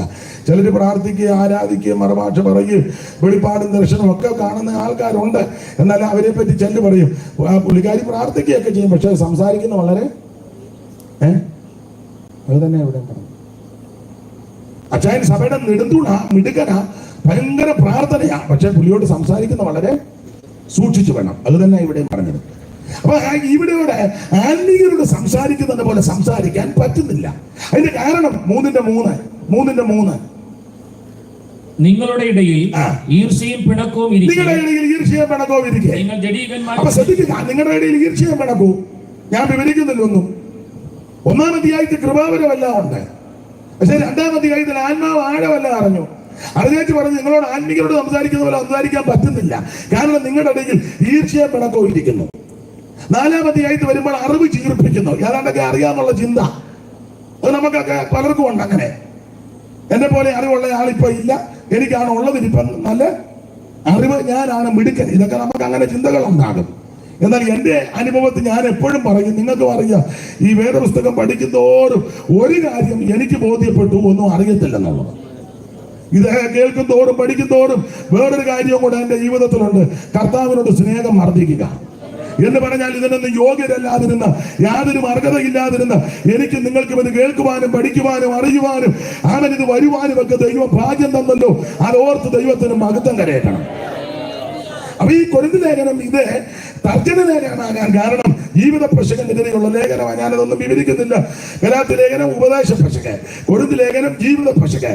നമ്മൾ എബ്രായ ലേഖനം 10-ാം അധ്യായത്തിന്റെ 32 മുതലാണ് വായിച്ചത്. ഓർപ്പിച്ചല്ലോ, എബ്രായ ലേഖനം ഈ വിശ്വാസത്തിൽ പെശക് സംഭവിച്ച എബ്രായ ക്രിസ്ത്യാനികളെ വിശ്വാസത്തിൽ ഉറപ്പിച്ച് നിർത്താൻ എഴുതിയ ലേഖനമാണ് എബ്രായ ലേഖനം. നിങ്ങൾക്കറിയാം, എബ്രായ ക്രിസ്ത്യാനികളെ പറ്റി പഠിക്കുമ്പോൾ ഇവര് എബ്രായ വിശ്വാസം യഹൂദ മതം വിട്ട് ഈ മാർഗത്തിൽ വന്നതാണ്. ഞാൻ പ്രാരംഭത്തിൽ ഓർപ്പിച്ചു, ഈ ലേഖനം പൗലോസിനാൽ എഴുതപ്പെട്ട ലേഖനമാണ്. ഇത് പൗലോസ് അല്ല എഴുതിയതെന്ന് വാദിക്കുന്ന, ശഠിക്കുന്ന, അത് സ്ഥാപിക്കാൻ തുനിയുന്ന ധാരാളം ആൾക്കാരുണ്ട്. ആ ഭാഗത്തേക്ക് പോകുന്നില്ല. എന്നാൽ എബ്രായ ലേഖനം നന്നായി പഠിക്കുന്ന, ധ്യാനിക്കുന്ന ഒരു വേദപണ്ഡിതാവിന് മനസ്സിലാകും ഇത് പൗലോസിനാൽ എഴുതപ്പെട്ട ലേഖനമാണ്. കാരണം ന്യായപ്രമാണത്തെ പറ്റി അഗാധ പാണ്ഡിത്യമില്ലാത്ത ഒരുവന് ഈ ലേഖനം എഴുതുവാൻ അസാധ്യമാണ്. അങ്ങനെയെങ്കിൽ ഹില്ലേലിന്റെ കൊച്ചുമകനാകുന്ന ഗമാലിയലിന്റെ പാദപീഠത്തിലിരുന്ന് ന്യായപ്രമാണത്തിന്റെ എല്ലാ വസ്തുതകളും നന്നായി പഠിച്ച ധന്യനായ പൗലോസിനാൽ എഴുതപ്പെട്ട ലേഖനമാണ് എബ്രായ ലേഖനം. ഈ എബ്രായ ലേഖനത്തിലെ പ്രതിപാദ്യ വിഷയം അവൻ ഏറെ നല്ലത് എന്നുള്ള വിഷയമാണ്. ഇതിലെ പ്രതിപാദ്യ പുരുഷൻ എല്ലാവരിലും ശ്രേഷ്ഠനാകുന്ന നസറേയനാകുന്ന യേശു ക്രിസ്തു. Praise the Lord. എബ്രായ ലേഖനത്തിലെ പ്രതിപാദ്യ പുരുഷൻ സകലത്തിലും എല്ലാത്തിലും ശ്രേഷ്ഠനാകുന്ന നസറായനാകുന്ന യേശു ക്രിസ്തു. ഓരോ അധ്യായത്തിലും പൗലോസ് തെളിയിക്കുക യേശു ക്രിസ്തുവാണ് സകലത്തിലും ശ്രേഷ്ഠൻ. നിങ്ങൾക്കറിയാം, അവൻ 1-ാം അധ്യായം മുതൽ അങ്ങോട്ട് പഠിച്ചാൽ, 1, അവൻ യേശു ക്രിസ്തു അവൻ ദൂതന്മാരെക്കാൾ ശ്രേഷ്ഠൻ. 2, യേശു ക്രിസ്തു അപ്പോസ്തലന്മാരെക്കാൾ ശ്രേഷ്ഠൻ. 3, യേശു ക്രിസ്തു മോശയേക്കാൾ ശ്രേഷ്ഠൻ. 4, യേശു ക്രിസ്തു യോശുവയേക്കാൾ ശ്രേഷ്ഠൻ. 5, യേശു ക്രിസ്തു ഹാബേലിനേക്കാൾ ശ്രേഷ്ഠൻ. 6, യേശു ക്രിസ്തു പുരോഹിതന്മാരെക്കാൾ ശ്രേഷ്ഠൻ. യേശു ക്രിസ്തു അവനെ മഹാപുരോഹിതനേക്കാൾ ശ്രേഷ്ഠൻ. യേശു ക്രിസ്തു മൽക്കീസദേക്കിനേക്കാൾ ശ്രേഷ്ഠൻ. യേശു ക്രിസ്തു സ്വർഗത്തേക്കാൾ ശ്രേഷ്ഠൻ. ഇന്ന് രാത്രി എല്ലാവരും ശ്രേഷ്ഠനാകുന്ന നസറയനാകുന്ന യേശു ഈ രാത്രി നമ്മുടെ നടുവിലുണ്ട്. മോശയേക്കാൾ വലിയവൻ, ശലോമോനേക്കാൾ വലിയവൻ, ദൈവാലയത്തെക്കാൾ വലിയവൻ, സ്വർഗത്തേക്കാൾ വലിയവനാകുന്ന യേശു ഇന്ന് രാത്രി നമ്മുടെ നടുവിൽ വന്നിട്ടുണ്ട്. മാറത്ത് പൊങ്കച്ച കെട്ടിയവനായി, ചുട്ടുപടിപ്പിച്ച വെള്ളോടിന് സദൃശമുള്ള പ്രാണമുള്ളവനായി, 7 നക്ഷത്രം വല്ലങ്കിൽ പിടിച്ച് നിലവിളക്കുന്ന നടുകിൽ വിളിയങ്ക് ധരിച്ച് നടകൊള്ളുന്ന നസറായൻ ഇന്ന് രാത്രി ഇവിടെ വന്നിട്ടുണ്ട്. അനുഭവിക്കുന്ന ദൈവമക്കളെ ഓർത്ത് ഇന്ന് രാത്രി ദൈവത്തെ സ്തുതിക്കുന്നു. എല്ലാവരും ശ്രേഷ്ഠനാകുന്ന ഉന്നതനാകുന്ന നസറയനാകുന്ന യേശു ക്രിസ്തു. ഉന്നത ദൈവ നന്ദനുണ്ടെങ്കിൽ വന്നിതു കന്യകാതനായി. ഉന്നത ദൈവ നന്ദനുണ്ടെങ്കിൽ വന്നിതു കന്യകാതനായി. ഇന്നോളം വരെ വന്നില്ലിതുപോൽ അന്നവതാരം നിസ്തുലം. ഇന്നോളം വരെ വന്നില്ലിതുപോൽ അന്നവതാരം നിസ്തുലം. ലേശം കാണുന്നില്ല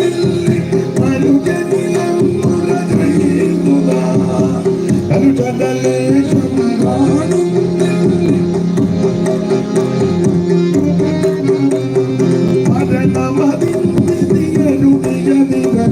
പ്രതിമാസം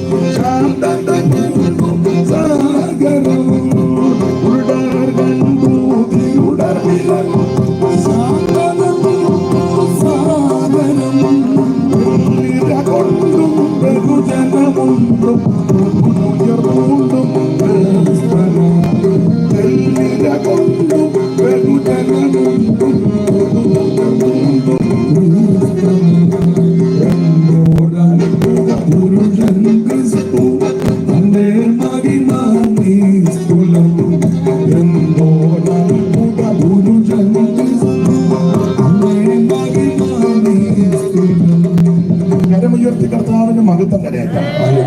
അപ്പോൾ എല്ലാവരിലും ശ്രേഷ്ഠനാകുന്ന നസറയനാകുന്ന യേശു ക്രിസ്തു. ഓർപ്പിച്ചല്ലോ, എബ്രായ ലേഖനത്തിലെ പ്രതിപാദ്യ വിഷയം ഏറെ നല്ലത്. ഇതിലെ പ്രതിപാദ്യ പുരുഷൻ എല്ലാവരിലും ശ്രേഷ്ഠനാകുന്ന നസറയനാകുന്ന യേശു ക്രിസ്തു. ഓരോ അധ്യായത്തിലും യേശു ക്രിസ്തു ശ്രേഷ്ഠൻ എന്ന് പൗലോസ് തെളിയിച്ചിരിക്കുക. ഞാൻ ആ ഭാഗത്തേക്കൊന്നും പോകുന്നില്ല, നിങ്ങൾക്ക് ആ ഭാഗം അറിയാം. 10-ാം അധ്യായത്തിലേക്ക് വരുമ്പോൾ ഏകയാഗത്താൽ സദാകാലത്തേക്കും പാപപരിഹാരം വരുത്തി യേശു ക്രിസ്തു സ്വർഗത്തിലേക്ക് കയറിപ്പോയിരിക്കുന്നു. ഏകയാഗത്താൽ സദാകാലത്തേക്കും പാപപരിഹാരം വരുത്തി അവിടുന്ന് സ്വർഗത്തിലേക്ക് പോയിരിക്കുന്നു. ആ 10-ാം അധ്യായത്തിന്റെ 19 മുതലുള്ള തിരുവെടുത്തുകൾ വായിക്കാം. അതുകൊണ്ട് സഹോദരന്മാരെ, യേശു തന്റെ ദേഹം എന്ന തിരശ്ശീലയിൽ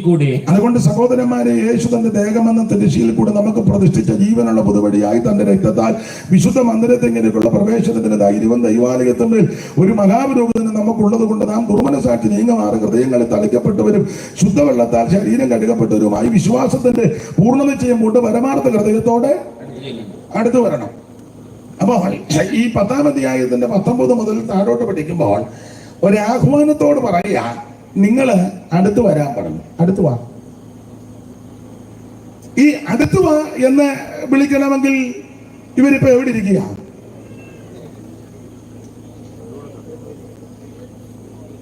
ഈ സ്ഥിതിയിലിരിക്കുന്ന ജനം.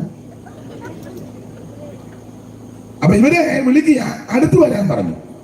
അപ്പൊ അടുത്ത് വന്ന് ഇവരെ വിളിക്കുമ്പോൾ ഇപ്പൊ ഇവരെ ഈ പറയുമ്പോൾ എവിടെ ഇരിക്കുക? ദൂരത്തിരിക്കുക, അകന്നിരിക്കുക, മറുവശം. ഒരു കാലത്ത് ഇവർ ഈ സുവിശേഷത്തോടും സുവിശേഷ വേലയോടും ദൈവഭൃത്യന്മാരോടും ദൈവവേലയോടും ഒക്കെ വളരെ അടുത്ത് നിന്നവരാണ്. അതിന് രണ്ട് വാക്യം, ആ തെളിവ് ഒത്തിരി ഉണ്ട്. ഇപ്പൊ തെളിവിന്റെ രണ്ട് വാക്യം വായിച്ചു. നേരത്തെ ഇവർ ആരംഭകാലത്ത് വളരെ തീഷ്ണതയോടെ നിന്നവരാ. ആ രണ്ട് വാക്യം വായിച്ചു. 6-ാം അധ്യായത്തിന്റെ 9 മുതൽ വായിച്ചു. പാസ്റ്റർ 6:9 മുതൽ. എന്നാൽ പ്രിയമുള്ളവരെ, ഞങ്ങൾ ഇങ്ങനെ സംസാരിക്കുന്നുവെങ്കിലും നിങ്ങളെ കുറിച്ച് ശുഭമേറിയതും രക്ഷയ്ക്ക് ഉതകുന്നതും വിശ്വസിക്കുന്നു. ദൈവം നിങ്ങളുടെ പ്രവൃത്തിയും പിന്നെ വിശുദ്ധന്മാരെ ശുശ്രൂഷിക്കുന്നതിനാലും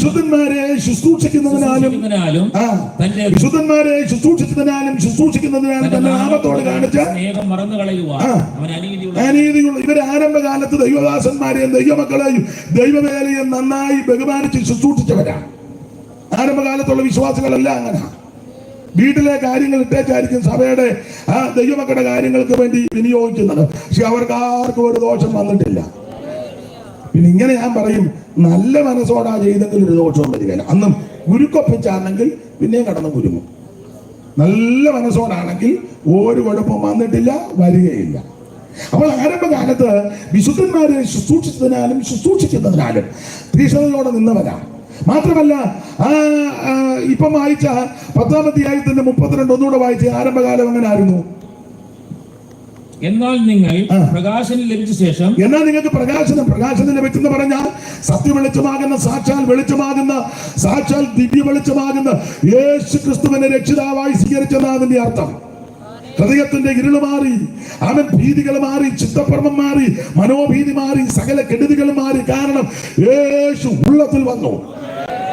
സാക്ഷാൽ വെളിച്ചം യേശു ക്രിസ്തുവാ. അവിടുന്ന് തന്നെ പറഞ്ഞിട്ടുണ്ടോ, ഞാൻ ലോകത്തിന്റെ വെളിച്ചമാ. ഇന്ന് രാത്രി മനുഷ്യൻ വെളിച്ചം തേടി വെട്ടം തേടി നെട്ടോട്ടമോടുമ്പോൾ അവൻ യേശു ക്രിസ്തു ഉച്ചസ്ഥലം വിളിച്ചു പറയുകയാ, ഞാനാണ് ലോകത്തിന്റെ വെളിച്ചം, സാക്ഷാൽ വെളിച്ചം യേശു. ഇരുൾ മൂടിയ നിന്റെ കുടുംബത്തിൽ, അവ ഇരുണ്ടു മൂടിയ നിന്റെ ഹൃദയത്തിൽ, അവ ഇരുളുള്ളതായ ദേശത്ത് ദിവ്യ വെളിച്ചമാകുന്ന സാക്ഷാൽ വെളിച്ചമാകുന്ന യേശുവിനെ ഉയർത്തിയ സകല അന്ധകാരവും മാറും. അവളുടെ ഹൃദയത്തിൽ പ്രകാശനമുണ്ടെന്ന് പറഞ്ഞാൽ യേശുവിനെ ഉള്ളത്തിൽ ഏറ്റെടുത്തു. ഇന്ന് രാത്രി എന്നെ കേൾക്കുന്ന സ്നേഹിത, യേശു ക്രിസ്തുവിനെ രക്ഷിതാവായി സ്വീകരിക്കാൻ 5 മൈൽ കൊടുക്കണ്ട, 1 കൊടുക്കണ്ട, 1/2 മൈൽ നടക്കണ്ട, ഭൗതിക വസ്തുക്കൾ ഒന്നും കൊണ്ട് കൊടുക്കണ്ട.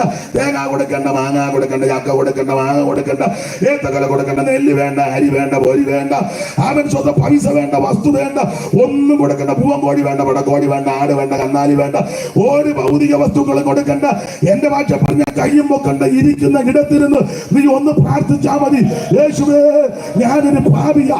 യേശുവേ, ഇന്ന് രാത്രി എന്റെ പാപം മോചിക്കണം. യേശുവേ, ഇന്ന് രാത്രി എന്റെ ഉള്ളത്തിൽ വരണം. ഈ രാത്രി ആത്മാർത്ഥമായി പാടി പ്രാർത്ഥിക്കും. അവരെ രക്ഷിക്കുവാൻ വല്ലഭത്വമുള്ളവനാ നസറേയനാകുന്ന യേശു. ഇന്ന് രാത്രി ആ യേശു നമ്മുടെ നടുവിലുണ്ട്. അവൻ സാക്ഷാൽ വെളിച്ചമാകുന്ന യേശു ഉള്ളത്തിലേക്ക് വന്നു. ഞാനെപ്പോഴും പറയാം, യേശു ക്രിസ്തു ഒരു വിഭാഗത്തിന്റെ ദൈവമല്ല. എപ്പോഴും ഞാൻ പറയുന്നത് അതുകൊണ്ട് നിങ്ങൾ ആവർത്തിക്കുക. ഇന്നാൾ എന്നോട് ഒരാൾ പറഞ്ഞു, പിന്നെ ആവർത്തിച്ചല്ലോ. ഞാൻ പറഞ്ഞു, ആവർത്തിക്കുന്ന കുഴപ്പമൊന്നുമില്ല, നമുക്കൊരു പുസ്തകം തന്നെ തന്നിട്ടുണ്ട് ആവർത്തനം. ഇല്ലേ പിന്നെ ഒരു പുസ്തകം തന്നെ ആവർത്തനമാണ്. അപ്പൊ അത് കുഴപ്പമില്ല. ആവർത്തിക്കുന്നത് കുഴപ്പടിയാണ്. ഈ പുസ്തകം തരണോ? ഒരു പുസ്തകം തന്നെന്ന്, ആവർത്തന പുസ്തകം. എത്ര അധ്യായമാ?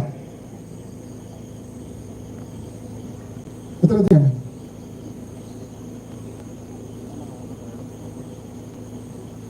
ഇവിടെ നോക്കിയാലും പറയടാ. എത്രയുണ്ടോ മോളെ? ഉറക്കെ പറ. മോടെ പേരില്ല?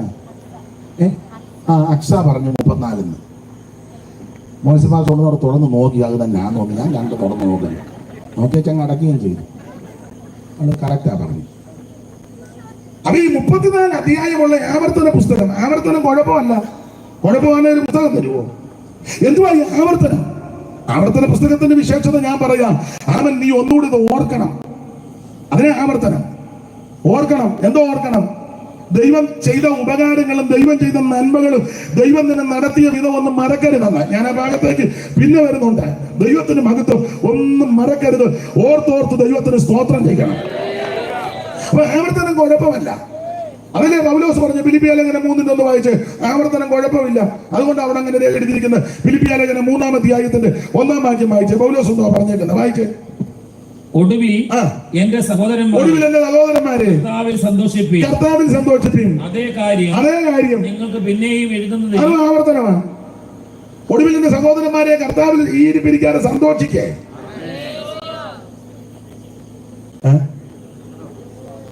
സ്തോത്രം. വള്ളം മുങ്ങിയതുപോലെ ഇരിക്കാതെ സന്തോഷിക്കേ. മിക്കവാറും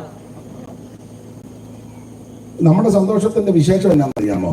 ധാന്യവും വീഞ്ഞും മർദ്ദിച്ചപ്പോൾ അവർക്കുണ്ടായതിലും അധികം സന്തോഷമാണ് നമ്മുടെ ഹൃദയങ്ങളിൽ. കാരണം യേശു നമ്മുടെ ഉള്ളത്തിൽ വന്നു. യേശു അകത്ത് വരുമ്പോൾ സകല നിരാശയും മാറും. ഈ ഭൂമിയിൽ ഇത്രയും സന്തോഷമുണ്ടെങ്കിൽ സ്വർഗത്തിൽ എത്രയോ ആനന്ദമേ. ഈ ഭൂമിയിൽ ഇത്രയോ സന്തോഷമുണ്ടെങ്കിൽ സ്വർഗത്തിൽ എത്രയോ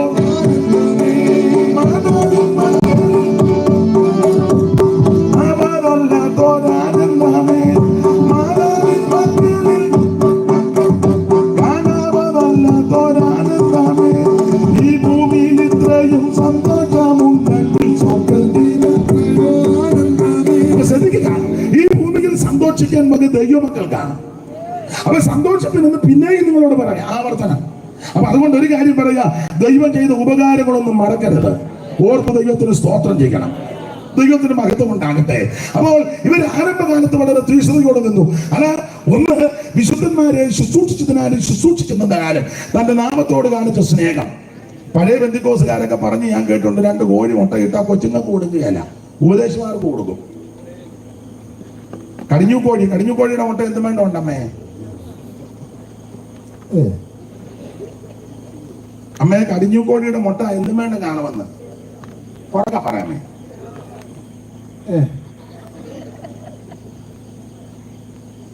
ഇരിക്കുന്ന അമ്മ പറ. നിങ്ങൾ ചിന്തിക്കുക അയാൾ മുട്ടയുടെ ചരിത്രം പറയാൻ വന്നതാണോ? കടിഞ്ഞൂക്കോട്ടിയുടെ മുട്ട ചെറുതല്ലേ? ചെറുതാ. അപ്പൊ ചുരുക്കി പറഞ്ഞാൽ അങ്ങനെ ആ കടിഞ്ഞൂക്കോഴി മുട്ടയിട്ടാൽ പഴയ അമ്മമാര് കേട്ടിട്ടുള്ളതാ. എടുത്ത് പാത്ത് വെക്കും. ഭൂമിക്കകത്തോ അരിക്കകത്തോ കലത്തിനകത്തോ ഒക്കെ എടുത്ത് പാത്ത് വെക്കും. കൊച്ചുങ്ങൾ ഇങ്ങനെ പരക്കം പാഞ്ഞടക്കാതെ ചെന്ന് പ്രാണം തട്ടി അമ്മയുടെ വാടി അടിക്കും. അമ്മയത് കൊടുക്കുകയല്ല, പാത്ത് വെക്കും. പഴയ ആൾക്കാർ പറഞ്ഞു കേട്ടിട്ടുള്ള അറിവുകളൊക്കെയാ. ചിലപ്പോൾ നിങ്ങൾ അനുഭവസ്ഥരും ഉണ്ടായിരിക്കാം. സുവിശേഷ വേലയൊക്കെ കഴിഞ്ഞ് വരുന്ന ഉപദേശമാര് നടന്നും ക്ഷീണിച്ചു വെക്കുമ്പോൾ ഒരു ദേശത്ത് ഒരു വീടായിരിക്കും. ഇതുപോലെ അധികം ആൾക്കാരൊന്നും അന്നത്തെ കാലത്തില്ല. അവളത് ലക്ഷ്യമാക്കിയായിരിക്കും ചെല്ലുന്നത്. അപ്പോൾ അവിടെ ചെന്ന് ഉപദേശിച്ചിരിക്കുമ്പോൾ 2 മുട്ട പിള്ളേരറിയാതെ തന്നെ എടുത്ത് പുഴുങ്ങി. കട്ടൻ കാപ്പിയാ, പണ്ടൊക്കെ കട്ടൻ കാപ്പിയാ, ഇപ്പം ഒന്നുമല്ല. പോട്ടെ, കട്ടൻ കാപ്പി. കിഴക്കനാട്ടിലാണെങ്കിൽ ചിലപ്പോൾ കാപ്പിക്കുരു വിൽക്കും, തൊണ്ട് വറുത്ത് പൊടിച്ചതാ. ഹൈറേഞ്ചിലൊക്കെയാണ് ഞാനത് ചെറുപ്പത്തിൽ കുടിച്ചിട്ടുണ്ട്. കട്ടനും ഈ ചക്കര, ഒരു കഷണം ചക്കരയും തരും. ഇതിലൊരു കടി, ഒരു കടിക്ക് ഒരു കുടി കുടിക്കരുത്, ഒരു കടിക്ക് 3 കുടിയാ. ഓരോ കടിക്കും കുടിച്ചാൽ ചക്കര പെട്ടെന്ന് തീരും, ചില തരുവുള്ളൂ. അപ്പൊ ചുരുക്കി പറഞ്ഞാൽ അങ്ങനെയൊക്കെയാ പണ്ട്. ഇപ്പം അങ്ങനത്തെ വല്ല എല്ലാവരുടെയും പഞ്ചാര കൊണ്ട് വിൽക്കാൻ വരെ ഇഷ്ടം പോലെ തിപ്പുണ്ട്. ഫാസ്റ്റ് 5 കിലോ വേണം യോഗം കഴിയുമ്പം 2 കിലോ ഇഷ്ടം പോലെ തിപ്പുണ്ട്. ആ നോട്ടം വരുമ്പം കാണാൻ പറയാം. അപ്പൊ ചുരുക്കി പറഞ്ഞാൽ പണ്ട് കാലത്ത് അതുപോലെ ബുദ്ധിമുട്ടുള്ള കാലമാണ്. പക്ഷെ അങ്ങനെ ദൈവദാസന്മാരെയും ദൈവമക്കളെയും സുവിശേഷ വേലക്കാരെയും മാനിച്ച അനവധി കുടുംബമുണ്ട്. ഒരു കാര്യം മുമ്പേ വായിച്ച വാക്യത്തിന്റെ വെളിച്ചത്തിൽ പറയാ, ഇതൊന്നും മറന്നു കളയുവാൻ ദൈവം അനീതിയുള്ള ദൈവമല്ല. അവിടുത്തെ വരവ് താമസിച്ചാൽ എന്നെ കേൾക്കുന്ന ദൈവമക്കളോട് പറയാ, നിന്റെയും നിന്റെ സന്തതിയെയും ഉയർത്തുന്ന ഒരു ദൈവമുണ്ട്. അത് എല്ലാ നിലയിലും നിന്നെ മാനിക്കുവാൻ നിന്റെ ദൈവം വിശ്വസ്തൻ. അതാണ് നമ്മുടെ വിഷയത്തിൽ വരാ. ആരംഭകാലത്ത് തീഷ്ണതയോടെ നിന്നു. ഇനി നിങ്ങൾക്ക് പ്രകാശനം ലഭിച്ച ശേഷം, അതാണ് ആ തീഷ്ണതയുടെ ഒരു വിശേഷണം. പ്രകാശനം ലഭിച്ച ശേഷം വായിച്ചേ 32 മുതൽ 10:32 മുതൽ. നിങ്ങൾ പ്രകാശനം ലഭിച്ച ശേഷം നിന്ദകളാലും പീഡകളാലും കൂത്തുകാഴ്ചയായി ഭവിച്ചു അനുഭവിക്കുന്നവർക്ക് എന്ന് പറഞ്ഞാൽ ഈ മാർഗത്തിൽ വന്നാൽ നിന്നെ അപമാനവും കൂത്തുകാഴ്ചയും ഉണ്ടെന്ന്. ഇപ്പൊ ആൾക്കാർക്കാവുന്ന അനുഭവിക്കുന്ന താല്പര്യമില്ല. എല്ലാവർക്കും സുഖകരമായി പോകണമെന്നാ. അത് നടക്കുകയല്ല. നിന്ദയുണ്ട്, അപമാനമുണ്ട്, ആക്ഷേപമുണ്ട്, പരിഹസിക്കും. ഇപ്പൊ തന്നെ പരിഹാസമില്ലാത്ത, ഇപ്പൊ പരിഹാസമില്ലാത്ത പെന്തിക്കോസ്തുകാരെ അല്ലാത്ത കണ്ടാൽ തിരിച്ചറിയാലോ. അതുകൊണ്ട് പരിഹാസമൊന്നുമില്ല. പണ്ടങ്ങനല്ല. പണ്ട് വഴി പോകുമ്പോഴും വീട്ടിൽ വരുമ്പോഴും കല്യാണ വീട്ടിൽ ചെന്നാലും വിരുന്ന് വീട്ടിൽ ചെന്നാലും വഴി നടന്നാലും റോഡിൽ കൂടെ പോയാലും ബസ്സേ കയറിയാലും എവിടെ പോയാലും ഒരു ദൈവവൈദ്യം കണ്ടാൽ അറിയാം. അന്നേരം ആക്ഷേപം കിട്ടും. ഇപ്പൊ അറിയത്തില്ലല്ലോ. പെന്തിക്കോസ്തുകാരാ ഇതിന് ഏതാണെന്ന് വേർപാടില്ലെന്ന് ബിലിയാം പർവ്വതത്തിന്റെ മുകളിൽ കയറി ഇസ്രായേൽ മക്കളെ നോക്കിച്ച് പറയുക, ഇതാ തനിച്ചു പാർക്കുന്ന ജനം ജാതികളുടെ കൂട്ടത്തിൽ എണ്ണപ്പെടുന്നില്ല. ദൈവമക്കൾ എല്ലാ കാലത്തും ഏത് സ്ഥലത്തും എപ്പോഴും വേർപാട് പാലിക്കുന്നവരായിരിക്കണം. നാടോടുമ്പോൾ നടുവേ ഓടുന്ന മാർഗമല്ലത്. നീ കേരളത്തിലാന്നേലും ഇന്ത്യയുടെ വിവിധ സ്റ്റേറ്റിലാന്നേലും മറ്റു രാജ്യത്താന്നേലും അത് അമേരിക്കയിലാന്നേലും കാനഡയിലാന്നേലും ലോകത്തിന്റെ ഏത് രാജ്യത്ത് ഒരു ദൈവം വാർത്താലും നീ കർക്കശമായി വേർപാട് പാലിക്കണം. അത് വേദപുസ്തക പ്രമാണമാണ്. അതുകൊണ്ടല്ലയോ എസ്തേറിന്റെ പുസ്തകം 3-ാം അധ്യായത്തിന്റെ 8-ാമത്തെ വാക്യത്തിൽ പറഞ്ഞിരിക്കുന്നത് വ്യത്യസ്തനാണെന്ന്. വായിച്ചോ 3:8. എസ്തേറിന്റെ പുസ്തകം 3-ാം അധ്യായത്തിന്റെ 8-ാം വാക്യം നമുക്കെല്ലാം അറിവുള്ള വാക്യമായെങ്കിലും സന്ദർഭം വന്നുകൊണ്ട് മയക്കിക്കൊണ്ടെന്ന് വായിച്ചോ മനപ്പാസ്റ്റ്. എസ്തേറിന്റെ പുസ്തകം 3-ാം അധ്യായത്തിന്റെ 8-ാം വാക്യം. ഹാമാൻ പറയുന്ന കാര്യമുണ്ടല്ലോ, വായിര്. പിന്നെ ഹാമാൻ അഹശ്വേരോശ് രാജാവിനോട് നിന്റെ രാജ്യത്തിലെ സകല സംസ്ഥാനങ്ങളിലുമുള്ള ജാതികളുടെ ഇടയിൽ വേറൊരു ഒരു ജാതി ചിന്നിച്ചതറി, ഒത്തിരി ഒന്നുമില്ല, ചിന്നിച്ചതറി കിടക്കുന്നു. അടുത്തറ അവരുടെ ന്യായപ്രമാണങ്ങൾ സകല ജാതികളുടേതിനോടും വ്യത്യസ്തപ്പെട്ടിരിക്കുക. വേർപെട്ട ദൈവമക്കളോട് ഒരു കാര്യം പറയാ, നമ്മുടെ ആരാധനയും സംസാരവും രീതിയും നടപ്പും കൊടുപ്പും ഉടുപ്പും പോക്കും വരവും ഇരിപ്പും ആരാധനയും സംസാരവും ശൈലി എല്ലാം വ്യത്യസ്തമാണ്. ആരോട് പറയാനോ? ഉമ്മാ കണ്ടക്ഷോഭം ചെയ്യാന്നല്ലാതെ നിങ്ങളുടെ ഇരിപ്പ് കണ്ടിട്ട് ഞങ്ങൾ ഇതൊക്കെ ഒത്തിരി കേട്ടതാ. ഇത് കേൾപ്പിക്കാനാണോ ഇയാള് നേരത്തെ ഇങ്ങോട്ട്? സ്തോത്രം. വേർപാട് പാലിക്കണമെന്ന് കാണുന്നതിന് എല്ലാത്തിനും നിന്ന് തലയിടരുത്. അതൊന്നും ഞാനിപ്പോ പൊതുവിൽ പറയുന്നില്ല. കർക്കശമായ വേർപാട് പാലിക്കണം എല്ലാ കാര്യത്തിലും. ആട്ടെ, നമുക്ക് നമ്മുടെ വിഷയത്തിൽ വരാം. അപ്പോൾ ഇങ്ങനെ വേർപാട് പാലിക്കുമ്പോൾ നിന്നയും അപമാനവും ആക്ഷേപമുണ്ട്. അതായ പ്രവാചകനം അങ്ങനെയൊക്കെ സഹിച്ചു നിന്നു. അപ്പൊ ആരംഭകാലത്ത് അവര് തീക്ഷ്ണതയോടെ നിന്നവരാ എബ്രായ വിശ്വാസികൾ. എന്നാൽ ഇടക്കാലത്ത് ഇവര് ക്ഷീണിക്കാൻ കാര്യം ഇവർക്കൊരു ചിന്ത, വിട്ടുപോകുന്നത് അബദ്ധമായോ, ഉപേക്ഷിച്ചത് മണ്ടത്തരമായോ, വേണ്ടാന്ന് വെച്ചത് പോഷത്വമായോ എന്നൊരു ചിന്ത അകത്തു കയറി. ദൈവത്തിന്റെ മഹത്വം. ഇവരിൽ സുമുഖഭാഗം ആൾക്കാരും യെരൂശലേം പള്ളി വിട്ടു വന്നവരാ. മാത്രമല്ല ആചാരങ്ങളും അനുഷ്ഠാനങ്ങളും പാരമ്പര്യങ്ങളും മാമൂലുകളും പിന്തുടർച്ചകൾ അതെല്ലാം വിട്ടേച്ചായിട്ട് വന്നത്. ഒത്തിരി ആചാരങ്ങളും അനുഷ്ഠാനങ്ങളും ഉണ്ടായിരുന്നതെല്ലാം വിട്ടേച്ച് ഇവർ നസ്രായ മാർഗത്തിന്റെ പുറകെ വന്നു. ആരംഭകാലത്ത് വളരെ തീക്ഷണതയോടെ നിന്നവരാ. യേശുവിന്റെ കൂടെ വന്നു. കുറച്ച് കഴിഞ്ഞപ്പോൾ മനസ്സിലായി പരിവക്കേടാന്ന് ഇവർക്ക് അങ്ങ് തോന്നുക. കാരണം യേശുവിന്റെ മാർഗം കയറി കിടക്കാൻ ഇടമില്ല, തലചായ്ക്കാൻ ഇടമില്ല, കരം കൊടുക്കാൻ കാശില്ല, യാത്ര ചെയ്യാൻ വാഹനമില്ല. അവൻ മിക്കപ്പോഴും യോഗം കഴിഞ്ഞ് വിശന്ന് പ്രാണം തല്ലിയാ പോകുന്നത്. അതുകൊണ്ടല്ലോ ശിഷ്യന്മാരെ ആരുടെയോ വയലിലിറങ്ങി കതിര് പറിച്ചു തിരിഞ്ഞെത്തുന്നത്. ശിമോന്റെ വീട്ടിൽ ചെന്നപ്പോൾ കൈ കഴുകാതെ ഭക്ഷണം കഴിച്ചെന്ന വിശപ്പുകൊണ്ടായിരിക്കാം. അതുകൊണ്ടാണ് പറഞ്ഞ പൂർവന്മാരുടെ സമ്പ്രദായം ലംഘിച്ചിരിക്കുന്നു. കർത്താവ് അങ്ങനെ വിശന്ന ചത്തിയെ നോക്കി വല്ലതും കിട്ടുമെന്ന് കരുതി. സ്തോത്രം. ഇതെല്ലാം ഈ മാർഗത്തിന്റെ വിശേഷത. കരം കൊടുക്കാൻ കാശില്ല. സ്തോത്രം. അപ്പൊ ആരംഭ സമയത്ത് ഇവർ ഇറങ്ങി വന്നപ്പോ ഇവര് ചിന്തിച്ചത് വല്ലതൊക്കെ കിട്ടുമെന്നൊക്കെ ഓർത്താ ചെല്ല. അങ്ങനെയാണല്ലോ ചെല്ലു വരുന്നത്. എന്നോട് ഒരാൾ ചോദിച്ചു എന്തോ കിട്ടുമെന്ന്. ഞാൻ ചോദിച്ചാൽ എന്തിക്കോസിൽ പോയാ പെന്തക്കോസ് എന്ന് പറയും. എന്തിക്കോസ് ഇവനെ നേരും ചോദിലും പറയാൻ പോലും പെന്തിക്കോസ്. നാളെ നോട്ടീസ് കൊണ്ട് പെന്തക്കുസ്ത എന്തുവാണ് ചുമ്മാ പെന്തക്കുസ്ത. ഒരു കാര്യം പറയാ, ഇത് പറയാൻ പോലും അറിയാൻ മേലെ ചിലർക്ക്. എന്നിട്ടാ ചോദിക്കുന്നത് എന്തോ കിട്ടുമെന്ന്. ഞാൻ പറഞ്ഞു കൃത്യമായിട്ടൊന്നും പറയാനൊക്കത്തില്ല. അയ്യോ അതിനും വേണ്ടമുണ്ടോ? ഞാൻ പറഞ്ഞു അങ്ങനൊന്നും പറയാനൊക്കത്തില്ല. എന്നാലും ഞങ്ങളും വരാനാ. ഞാൻ പറഞ്ഞു കിട്ടുന്നുണ്ട്, എന്നാലും പറഞ്ഞ് കൃത്യം പറയാനൊക്കത്തില്ല, അതിനും വേണം. ഞാൻ പറഞ്ഞേ ഇത് പുള്ളി തരുന്നതാ. ഞങ്ങൾ നമ്മൾ നല്ല പരിവർത്തനം നിൽക്കുന്നെങ്കിൽ ആവശ്യമൊക്കെ നടക്കും. വേറെ പുസ്തകത്തിന്റെ ഭാഷ പറഞ്ഞ വൃത്തികേട് വല്ലതും കണ്ടാൽ പാളയം വിട്ട് പോവുകയും ചെയ്യും. നിന്റെ ആവശ്യം നടത്തി തരാൻ ദൈവം വിശ്വസ്തൻ. സ്തോത്രം. ഇന്ന് രാത്രിയിലും ആരെങ്കിലും ആമിഷഭാരത്തോട് ഇതിനകത്ത് ഞരങ്ങുന്നുണ്ടെങ്കിൽ നിന്റെ ഞരക്കത്തിന്റെ ശബ്ദം അറിയുന്ന കേൾക്കുന്നൊരു ദൈവമുണ്ട്. Praise the Lord. അപ്പൊ ഇത് പുലർത്തുവാൻ ദൈവം വിശ്വസ്തന. ഇവര് ഇതെല്ലാം വിട്ടേച്ച് അന്നേരത്തെ ഉണർവിനിറങ്ങി. കുറച്ചു കഴിഞ്ഞപ്പോൾ ഇവർക്ക് തോന്നി വിട്ടുപോകുന്നത് അബദ്ധമാണ്. ആ പള്ളി പട്ടക്കാര് പുരോഹിത വൃന്ദങ്ങൾ നിൽക്കുകയല്ലേ കൂറിന്റെ ക്രമത്തിൽ 24 കൂറ്, അബിയാ കൂറ് മുതൽ സെക്കറിയ കൂറ് വരെ 24 കൂറിന്റെ ക്രമത്തിൽ നിന്ന് ശുശ്രൂഷിക്കുന്ന പുരോഹിത വൃന്ദങ്ങൾ തലകെടുപ്പോടെ നിൽക്കുന്ന യെരൂശലേം പള്ളി മാത്രമാണോ സ്ഥാപന ജംഗമ വസ്തുക്കൾ, പള്ളി അതിന്റെ പരിസരവും, പിന്നെ പുരോഹിത വൃന്ദങ്ങൾ, മഹാപുരോഹിതൻ, കോടിക്കണക്കിന് വിലമതിക്കുന്ന ആ സ്ഥാപന ജംഗമ വസ്തുക്കളൊക്കെ പള്ളിക്കകത്തുണ്ട്. ഇതെല്ലാം വിട്ടേച്ചായി വരുന്ന ജാതിയുടെ ശ്രേഷ്ഠത. യഹൂദ ജാതിയെ കണ്ടാൽ അറിയാം, അവർക്ക് ക്വാളിറ്റി ഒത്തിരി ഉണ്ട്. റോമാലേഖനം 9-ാം അധ്യായത്തിന്റെ 3 മുതൽ താഴോട്ട് അവരുടെ വിശേഷതകളെ പറ്റി എഴുതിയിട്ടുണ്ടല്ലോ. റോമാലേഖനം 3-ാം അധ്യായത്തിന്റെ 3 മുതൽ വായിച്ചു. 9-ാം അധ്യായത്തിന്റെ 3 മുതൽ വായിച്ചേ. റോമാലേഖനം 9-ന്റെ 3 മുതൽ വായിച്ചു. ജഡപ്രകാരം എന്റെ ചാർച്ചക്കാരായ എന്റെ സഹോദരന്മാർക്ക് വേണ്ടി ഞാൻ തന്നെ ക്രിസ്തുവിനോട് വേറിട്ട് ശാപക്രിസ്തുവാകാൻ ആഗ്രഹിക്കുമായിരുന്നു. അവർ ഇസ്രായേലിയർ. പിന്നെ അപ്പോൾ പുത്രത്വവും തേജസ്സും നിയമങ്ങളും ന്യായപ്രമാണവും ആരാധനയും വാഗ്ദത്തങ്ങളും അവർക്ക് യഹൂദന് മാത്രമുള്ളത്. ആ പുത്രത്വം, തേജസ്, നിയമങ്ങളുടെ ന്യായപ്രമാണം, ആരാധന, വാഗ്ദത്തങ്ങൾ ഇതെല്ലാം അവർക്ക് മാത്രമുള്ളത്. അടുത്തത് പിതാക്കന്മാരും അവർക്ക് മാത്രമുള്ളത്. അടുത്ത വാക്യം ജഡപ്രകാരം ക്രിസ്തുവും. അപ്പൊ ഇതെല്ലാം ഇവരുടെ വിശേഷതകൾ. ഇത് വേറൊരു ജാതിക്കും കൊടുത്തിട്ടില്ല, ഒരു ജാതിക്കും കൊടുത്തിട്ടില്ല. ഇത് അവർക്ക് മാത്രമുള്ളതാ. ഇങ്ങനെ ജാതികൾ ശ്രേഷ്ഠത എല്ലാം കൊണ്ടും കുലീനത്വമുള്ളവര് ഉന്നതന്മാരാകുന്ന ഇവരിതെല്ലാം വിട്ടേച്ച് യേശുവിന്റെ പുറകെ വന്നു. അവൾ ആരംഭ സമയത്ത് ആ സന്തോഷത്തോടൊക്കെ വന്നെങ്കിലും കുറച്ചു കഴിഞ്ഞപ്പോൾ ഇവർക്ക് മനസ്സിലായി, ഇവർക്കങ്ങ് തോന്നുക ഇറങ്ങിത്തിരിച്ചത് ഉപേക്ഷിച്ചത് അബദ്ധമായിരുന്നു. അപ്പൊ അബദ്ധമായെന്നുള്ള ചിന്ത അകത്ത് കയറിയപ്പോൾ ഇവര് ക്ഷീണിച്ചു. എബ്രായ ക്രിസ്ത്യാനികൾ ക്ഷീണിച്ചതിന് 2 വാക്യം. ആ സാധാരണ തെളിവ് 6:12, 12:12 വായിച്ചോ. ക്ഷീണിച്ചതിന് തെളിവ് ഒത്തിരി വാക്യങ്ങൾ ഉണ്ടെങ്കിൽ ഇപ്പൊ സന്ദർഭം മറ്റ് 2 വായിച്ചാൽ മതി. 6:12, 12:12. ആകയാൽ പാപം നിങ്ങളുടെ 6:12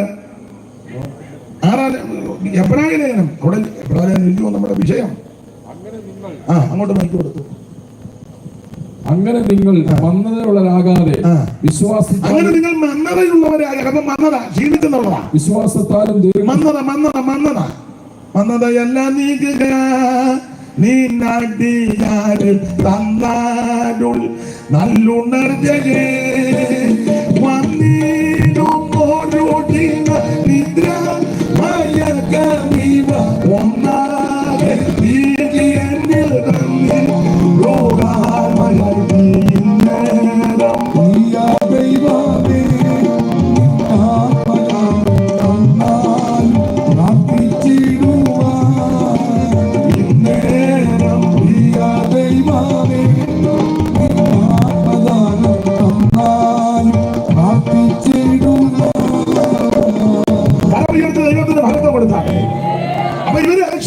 ക്ഷീണിച്ചതിനൊരു തെളിവാണ്. 6:12 വായിച്ചാൽ മതി പാസ്റ്റർ. ആകയാൽ തളർന്ന കൈയും കുഴഞ്ഞ മുഴങ്ങാനും ക്ഷീണിച്ചതിന്റെ തെളിവാ. അപ്പൊ തളർന്ന കൈയും കുഴഞ്ഞ 6:12 മന്ദത, 12:12 തളർന്ന കൈയും കുഴഞ്ഞ മുഴങ്ങാൻ. ഇപ്പൊ ക്ഷീണിച്ചു. ഇങ്ങനെ ക്ഷീണിച്ചവർക്ക് ഒരു ചിന്ത വിട്ടുപോകുന്നത് അബദ്ധമായി, ഉപേക്ഷിച്ചത് അബദ്ധമായി. ഞാനൊരു കാര്യം സന്തോഷത്തോടെ പറയാം. ഞാൻ പെന്തിക്കോസ് വന്നിട്ട് 10-35 കൊല്ലത്തോളം ആകുന്ന കൃപയാല് ഇന്ന് വരെ തോന്നിയിട്ടില്ല വന്നത് അബദ്ധമായെന്ന്. ഇപ്പോഴും സങ്കടമാണ്, നേരത്തെ വരാൻ ഒത്തില്ലല്ലോ എന്നാ. ഇതായി ഞാനൊരു കാര്യം പറയാം. നിങ്ങൾ മുഴുവൻ ഉപദേശം കൊടുത്തു. ഏറ്റവും നല്ല നമ്പർ 1 ഉപദേശം പെന്തിക്കോസ് ഉപദേശമാണ്. എന്റെ ശൈലിയില പറയുന്നത് കേട്ടോ. നിങ്ങളെന്നെ ഇങ്ങനെ നോക്കൊന്നും വേണ്ട. നമ്പർ 1 ഉപദേശമായത്. ഇതിന്റെ വെല്ലാം വേറൊരു ഉപദേശമില്ല. പക്ഷെ ഇത് അനുഷ്ഠിക്കുന്നവരും ആചരിക്കുന്നവരും ആരൊക്കെയാണ് തന്നെത്താൻ ശോധന ചെയ്തു. പക്ഷെ ഇതിനെ വെല്ലാൻ വേറൊരു ഉപദേശമില്ല. അതുകൊണ്ട് ഞാൻ സന്തോഷിക്കുന്നത് ഈ മാർഗത്തിൽ വരുവാൻ ഇടയായതായ ഏറ്റവും വലിയ ഭാഗ്യം. ഇന്ന് വരെ തോന്നിയിട്ടില്ല ഇത് അബദ്ധമായെന്ന്. എനിക്ക് എല്ലായിടത്തും പെന്തിക്കോസാന്ന് പറയുകയും അറിയുകയും ചെയ്യുന്നത് വലിയ അഭിമാനമാണ്. ഇന്നാണ് ഒരാൾ പറഞ്ഞു, ഇപ്പൊ പെന്തിക്കോസുകാരാന്ന് പറയുന്നത് എനിക്ക് തോന്നിയിട്ടില്ല. എവിടെയും ഞാൻ എൻ്റെ ഇളയ പെങ്ങളുടെ കല്യാണം, അപ്പം കാവാലത്ത് വെച്ച് നടത്തുക. അപ്പം കാവാലത്ത് വന്നിട്ടുള്ളവർക്കും കണ്ടിട്ടുള്ളവർക്കും അറിയാം, അവിടെ വലിയ സൗകര്യങ്ങൾ അങ്ങനെയുള്ളതില്ല. അപ്പം ഒരു ഓഡിറ്റോറിയമോ പാരീഷ് ഹാളോ വേണം. അപ്പം ഞാനും 1-2 സഹോദരന്മാരും കൂടെ 1-2 സ്ഥലങ്ങളിൽ ചെന്നപ്പം തരത്തില്ലെന്ന് പറഞ്ഞു. പെന്തിക്കോസുകാർക്ക് അതുകൊണ്ടാണ്. പക്ഷെ നമ്മളെ മാനിക്കുന്നവരുമുണ്ട്. അവിടുത്തെ കാര്യമാണ് ഞാൻ പറഞ്ഞത്. ഒന്നും ഞാൻ പറയുന്നില്ല. ഒരു സ്ഥലത്ത് വേറെ 2 സഹോദരന്മാരും കൊണ്ട് ചെന്നപ്പോൾ അതിന്റെ ചുമതലപ്പെട്ട ആള് ഇറങ്ങി വന്നു. ഞാൻ ഈ പരുവത്തിനാ ചെന്നേ. അപ്പം ചെന്നപ്പോ ചോദിച്ചു എന്നെ. ഞാൻ പറഞ്ഞു, അദ്ദേഹത്തോട് പറഞ്ഞു, എന്റെ പെങ്ങളുടെ വിവാഹ ശുശ്രൂഷയ്ക്ക് എൻഗേജ്മെന്റ് നടത്താനാ പാരീഷ് കാള്. പുള്ളി ആദ്യം ഒന്ന് നോക്കി കൊടുക്കുന്ന എല്ലാവർക്കും കൊടുക്കുന്നതാ, പക്ഷെ പുള്ളി ഒരു മോശമാണ്. അപ്പൊ പുള്ളി എന്നോട് ചോദിക്കുക, നിങ്ങള് ബെന്തിക്കോസ് അല്ലേ? ഞാൻ പറഞ്ഞു പെന്തക്കോസ്ത. അപ്പൊ നിങ്ങൾ പാടുകയും പ്രാർത്ഥിക്കുകയും ചെയ്യല്ലേ?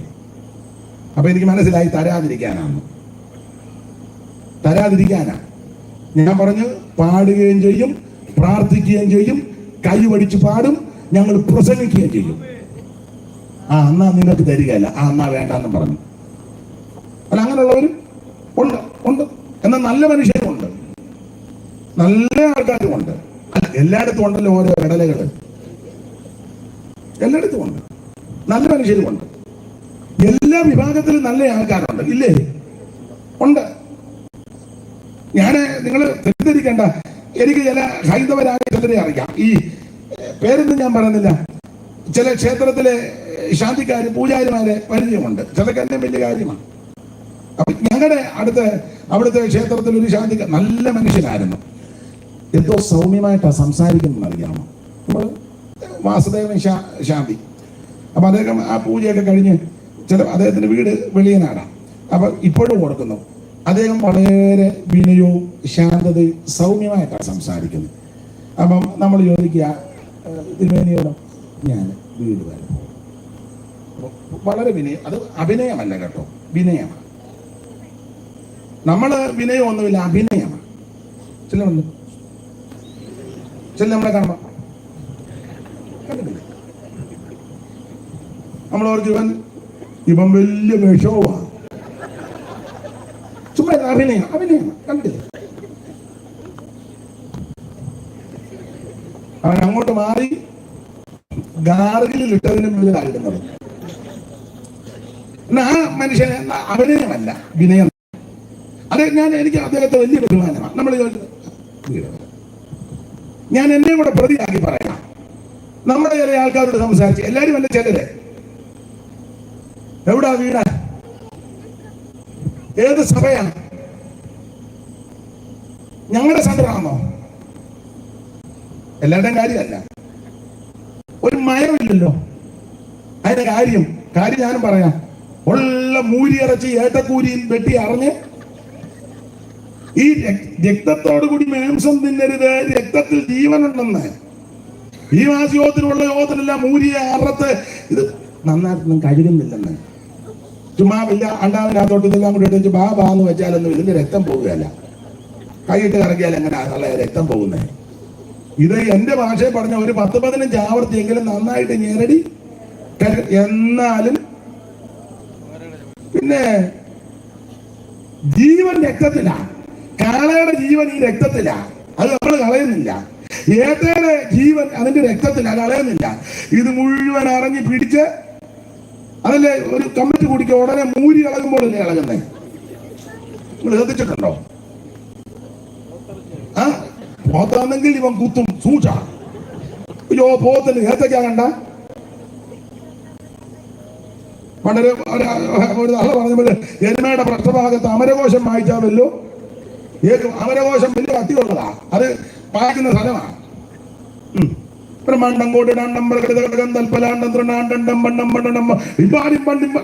എരുമയുടെ പൃഷ്ഠഭാഗത്ത് മഴയൊന്നുമില്ലെന്ന്. അപ്പൊ അകത്തോട്ട് ചെല്ലുന്നതനുസരിച്ച് പ്രകൃതം ഉണ്ടാകും. നിങ്ങൾ ചിലരെ ശ്രദ്ധിച്ച് ആ ശാന്തിക്കാരനായെന്നറിയാം അങ്ങനെ സംസാരിക്കുന്നത്. കഴിക്കുന്നെല്ലാം ചീരയല്ല, ഓമയ്ക്ക, പാവയ്ക്ക, വഴുതനങ്ങ. വെയിലടിക്കുമ്പോഴേ അത് വാടുന്ന. നമ്മുടെ ആൾക്കാർ പലതും കഴിക്കുന്നത് ഇവിടെ രാത്രി കൊണ്ട് പോത്തിന് നമുക്ക് ഒറ്റ അടിതാല അവിടെ കിടക്കുന്ന പോത്ത് അതിൽ ചേച്ചി ഇപ്പൊ അതിന്റെ എല്ലും കൂടെ അങ്ങ് അറഞ്ഞിരിക്കുക. മയമൊന്നുമില്ലെന്ന് ഇത് കഴിച്ചെല്ലാം മൂരിയുടെ ഊരാണ്. ആട്ടെ, ഞാൻ ആ ഭാഗം ഒന്നും വിവരിക്കുന്നില്ല, എന്തിനായാലും അധികം വിവരിക്കുന്നേ.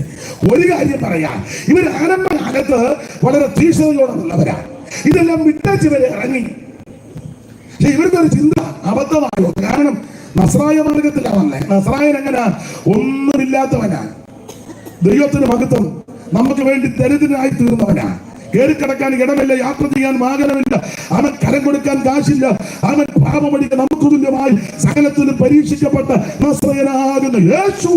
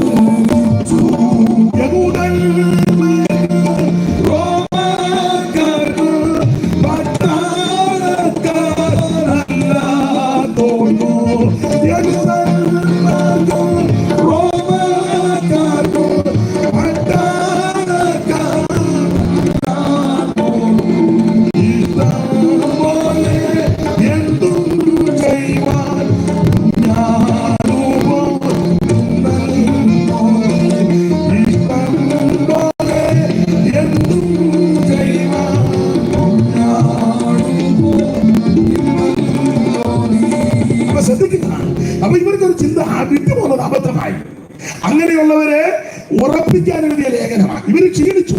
രണ്ട് മാറ്റം ഉറപ്പിച്ചല്ലോ. ഒന്ന് മന്നട, രണ്ട് തളർന്ന കയ്യും കുടഞ്ഞ മുഴങ്ങാലും. ഇങ്ങനെ ക്ഷീണിച്ച് അവശതപ്പെട്ടു പോയവരോട് പറയുക, നിങ്ങൾ വിട്ടുപോകുന്നത് അബദ്ധമല്ല, ഉപേക്ഷിച്ചത് മണ്ടത്തരമല്ല, വേണ്ടാന്ന് വെച്ചതൊന്നും മണ്ടത്തരം. ഞാനൊരു കാര്യം ബെന്തിക്കോസിലെ സഹോദരിമാരോട് പറയാം, കുഞ്ഞുഞ്ഞമ്മേ, നീ കമ്മലും മാലയോ ഊരിയോ ഒന്നും മണ്ടത്തരമല്ല. ഇടയ്ക്കിടയ്ക്ക് ഇത്തിരി വേറ്റിയോ വെള്ളത്തരം ഒന്നും പറഞ്ഞില്ല. ഒന്നാമത്തെ കാര്യം പറയാൻ, കരഞ്ഞും ഭൂമി നടക്കരുത്. നിന്റെ കൂടെ ഒരു പൂജാൻ പോലും വരികയല്ല. നല്ല തടിപ്പുറത്തെ പേടി പോലെ നീ നടക്കണം. എന്റെ യേശു എന്നെ രക്ഷിച്ചു, എന്റെ ദൈവം എന്നെ വിടുവിച്ചു. ഈ മാർഗത്തിൽ വന്നതായി എനിക്ക് സന്തോഷം. ഇതിനകത്ത് വന്നതായി ഞങ്ങളുടെ കുടുംബം രക്ഷപ്പെട്ടത്. ഈ സന്തോഷത്തോടെ എവിടെയും യേശുവിനെ സാക്ഷിക്കണം. ഒന്നാമത് എനിക്ക് നിങ്ങൾക്ക് നല്ലൊരു ഷെയ്പ്പില്ല. പിന്നെ ഞാനിങ്ങനെ എടുത്തത് ഈ വെള്ളം ഇട്ടുകൊണ്ട് ഇച്ചിരി എടുപ്പുണ്ടെന്നേ ഉള്ളൂ. നിങ്ങൾ ഇടുകാന്നെ കുറച്ചുകൂടെ നിങ്ങൾക്ക് എടുപ്പ് വന്നേനെ. നമുക്കൊരു നല്ല ഷെയ്പ്പ് ഇല്ല. നിങ്ങളുടെ ഇരിപ്പ് കാണുമ്പോൾ അറിയാം അരിശം കയറിയായിരിക്കുന്നത്. ഞാൻ വന്നപ്പം മുതൽ നോക്കുക, എന്തൊക്കെ കണ്ണാടിയിലും കൂടെ നോക്കിയാൽ അരിശം കയറിയാണെന്ന്. ഷെയ്പ്പില്ല. നിരാശപ്പെടുക നമ്മളുടെ ഷെയ്പ്പ് മാറും. ഞാനല്ല മാറ്റുന്നത്, കാരണം തോന്നിക്കും, അന്നാലാ മാറും. സ്തോത്രം. ഈ ഷെയ്പ്പുകേടെല്ലാം അങ്ങ് ഇപ്പൊ ചില പൊടി സന്തോഷം വരുന്നുണ്ട്. സ്തോത്രം. ഈ ഷെയ്പ്പുകേടെല്ലാം മാറും. ഒരു പുത്തൻ ശരീരം നമുക്ക് ലഭിക്കും. അതാണ് നമ്മുടെ പ്രത്യാശ. കൊരിന്ത്യർ ലേഖനത്തിൽ പൗലോസ് പറയുമല്ലോ, സകല മാംസം ഒരുപോലുള്ള മാംസമല്ല. പക്ഷികളുടെ മാംസം വേറെ, കന്നുകാലികളുടെ മാംസം വേറെ, മത്സ്യങ്ങളുടെ മാംസം വേറെ, മൃഗങ്ങളുടെ മാംസം വേറെ. ഭൗമ ശരീരങ്ങളുമുണ്ട്, സ്വർഗീയ ശരീരങ്ങളും ഉണ്ട്. ഭൗമ ശരീരങ്ങളുടെ തേജസ് വേറെ, സ്വർഗീയ ശരീരങ്ങളുടെ തേജസ് വേറെ. സൂര്യന്റെ തേജസ് വേറെ, ചന്ദ്രന്റെ തേജസ് വേറെ, നക്ഷത്രങ്ങളുടെ തേജസ് വേറെ. നക്ഷത്രവും നക്ഷത്രം തമ്മിൽ തേജസ് കൊണ്ട് ഭേദമുണ്ട്. മരിച്ചവരുടെ പുനരുത്ഥാനം ഔവണ്ണം തന്നെ. അതുകൊണ്ട് ഇന്ന് രാത്രി ഷെയ്പ്പ് കേടാൻ കൊടുത്ത് നിരാശപ്പെടരുത്. നമ്മുടെ ഷെയ്പ്പെല്ലാം മാറി അവൻ നല്ല ഷെയ്പ്പോടെ ദൈവത്തെ മഹത്വപ്പെടുത്തുന്ന ഒരു സുദിനമുണ്ട്. ഇവിടെ നമ്മളെ പിരിഞ്ഞു മുന്നപിക്കാം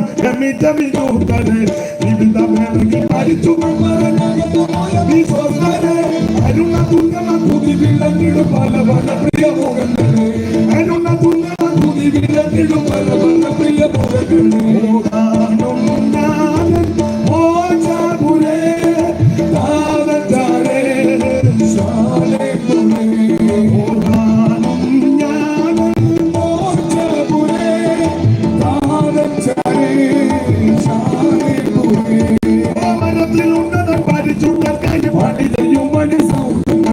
മരത്തിൽ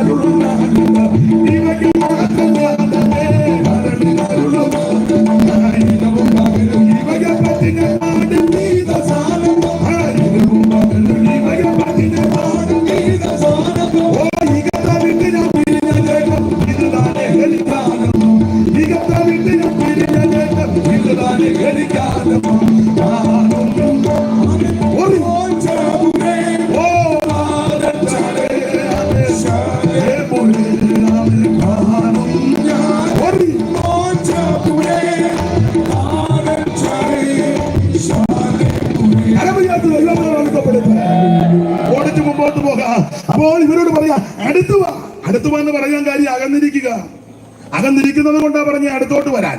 അപ്പൊ അടുത്തോട്ട് വാ എന്ന് പറയാൻ കാരണമുണ്ട്. ഇവര് അകന്നു പോയി. അകലാൻ പല കാരണമാണ്. ആ കർമ്മീയ ജഗത്ത് അകലാനുള്ള കാരണം ഒന്ന് ദുർമനസാക്ഷി അകലാനുള്ള കാരണം, രണ്ട് ഒരു നല്ല ഹൃദയമില്ല, ശുദ്ധ ഹൃദയമില്ല. വേറൊരു പദമുണ്ട് ദുർമനസാക്ഷി നീങ്ങുമാറ്. അപ്പം ദുർമനസാക്ഷി അപ്പൊ രണ്ട് കാരണത്താൽ ഇവരാകുന്നു. ഒന്ന് ദുർമനസാക്ഷി, രണ്ട് ശുദ്ധ ഹൃദയവും ഇല്ല. ഞാനൊരു കാര്യം ദൈവമക്കളോടും കേൾക്കുന്നവരോടും കേൾവിക്കാരോടും പറയുക, ഇവിടെ പേരും പ്രശസ്തി സ്ഥാനവും മാനവും ഒന്നും കിട്ടിയില്ലെങ്കിലും അങ്ങാടിയിൽ വന്നനോ പള്ളി മുഖ്യാസനോ ആൾക്കാരെല്ലാം റെബുനി എന്നൊന്നും വിളിച്ചില്ലെങ്കിലും നീ സഭയുടെ സെക്രട്ടറിയോ ട്രഷറോ അവൻ കമ്മിറ്റിയിലോ കോൺഗ്രസിലോ കുന്തത്തിലോ ഒന്നും ഇല്ലെങ്കിലും നിനക്ക് നല്ലൊരു ഹൃദയം വേണം. മറ്റുള്ളവരെ കരുതുവാനും ആദരിക്കുവാനും സ്നേഹിപ്പാനും ഒക്കെ ഒരു നല്ല ഹൃദയം ഉണ്ടായിരിക്കണം. ഈ ചിലർക്ക് ഹൃദയമില്ലത് അവരുടെ കുഴപ്പമല്ല. ഹൃദയം കർത്താവിന് കൊടുത്തേച്ചിരിക്കുക. പിന്നെ ഇരിപ്പ് കാണുമ്പോൾ അറിയാം. പക്ഷെ 82 കൊടുക്കണം. ജോർജ് പിള്ളയുടെ കാലത്താണ് ഞാൻ അറിയാമല്ലോ. പിന്നെ ജോർജ് പിള്ളാച്ചാൻ ഇവിടെ വന്ന് പണ്ട് യോഗം തരുന്നു. അന്ന് ഞാൻ അല്ല പുള്ളിക്ക് കൊടുത്തില്ലല്ലോ, വലിയ കാര്യം അല്ല. ഹൃദയമില്ലെന്ന് പലർക്കും കൊരങ്ങനും അതല്ലേ പറഞ്ഞേ. അയ്യോ എന്റെ ദൈവമേ, ഞാൻ വെളിയിലോട്ട് പോകുമ്പോൾ ഹൃദയം ഒന്നും അങ്ങനെ കൊണ്ടുപോകരുത്. ഇതെവിടെ വെച്ചാ പറഞ്ഞേ? പുഴയുടെ നാട്ടിൽ വെച്ചു. മുതലച്ചിക്ക് കൊരങ്ങന്റെ ഹൃദയം വേണം എന്നും വന്ന് ലോഹ്യമൊക്കെ പറയുന്നതല്ലേ. സ്കൂളിൽ കൊണ്ട് പഠിച്ചതാ, പടം വെച്ചാ നമ്മൾ പഠിച്ചത് ഇല്ലേ. മുതല ഇങ്ങനെ പുഴയെ കൂടെ പോകുന്നു, പുറത്ത് കുരങ്ങൻ പഠിച്ചു. നമ്മൾ മുതല പറഞ്ഞ ഹൃദയത്തിനാണ്. ബുദ്ധിമാനായ കുരങ്ങൻ പറഞ്ഞു, എന്നാ പിന്നെ അത് ഇറങ്ങിയപ്പോ പറയണ്ടേ. അതിനെ ഞാൻ വെളിയിലോട്ട് പോകുമ്പോൾ അങ്ങനെ ഹൃദയമൊന്നും പിന്നെ എങ്ങനെ അത് ആദ്യമരത്തിന്റെ വേണ്ടി കെട്ടിവെച്ചിരിക്കും. തിരിച്ചു വിടാൻ പറഞ്ഞു. തിരിച്ചു വന്നപ്പോൾ കുരങ്ങൻ ചാടി കയറിച്ച് പറഞ്ഞു പാട്ടം പറഞ്ഞു. നിങ്ങളുടെ ഇരിപ്പ് കണ്ടിട്ട് ഹൃദയം ഉണ്ടെന്ന് എനിക്കങ്ങ് തോന്നുന്ന. അമ്മായിയമ്മയെ വീട്ടിൽ കയറ്റുന്നില്ലല്ലോ, നിനക്ക് ഹൃദയമില്ലല്ലോ. അമ്മായിയമ്മ എന്നാ തരാനല്ലേ. തള്ളയ്ക്ക് വെള്ളം കൊടുക്കാത്തവള ചത്ത് കഴിച്ചപ്പോൾ ഉമ്മ കൊടുക്കാം, മാറി ഉമ്മ കൊടുക്കാം. എന്നാല കാര്യങ്ങളിൽ ഇടിക്കണം. എന്നല്ലാതെ മൂച്ചുള്ള പെണ്ണുങ്ങൾ കാണും നാട്ടില്, സൂക്ഷിച്ചു വേണം ഉമ്മ വെക്കാൻ. സ്ഥലവും പേരും ഒന്നും ഞാൻ പറയുന്നില്ല. പറഞ്ഞാൽ ചിലപ്പോൾ തോമം ഭാഗത്തും അറിയാം. അതുകൊണ്ട് ഞാൻ പറയുന്നില്ല. പുള്ളിക്ക് ചില കാര്യം അറിയാം. പെറ്റതള്ളയ്ക്ക് വെള്ളം കൊടുക്കില്ലായിരുന്നു.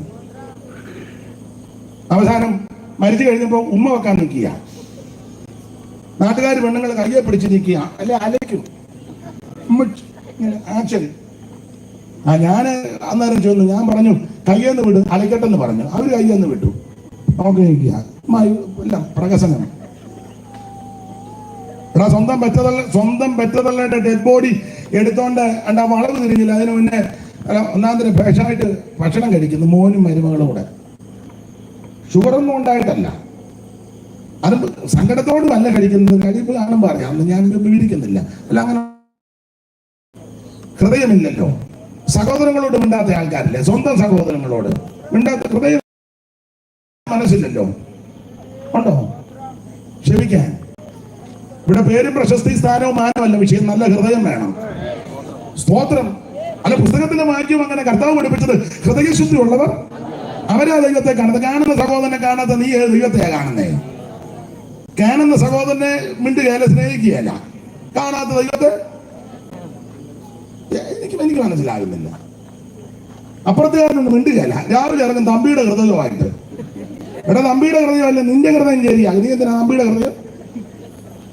രാവിലെ അങ്ങ് ഇറങ്ങുക, അപ്പുറത്തുകാരന് മിണ്ടുകയല്ല. എന്നിട്ട് ചോദിക്കാം, ഇനിയും ട്രാക്ട് ഉണ്ടോ? വേണം ഒരു ലോഡ് കൂടെ. എന്തിനാടാ ഈ ലോഡ് കണക്കുന്നത്, വിറ്റ് കണക്കുന്നത്? ആദ്യം സഹോദരനെ സ്നേഹിക്കേ.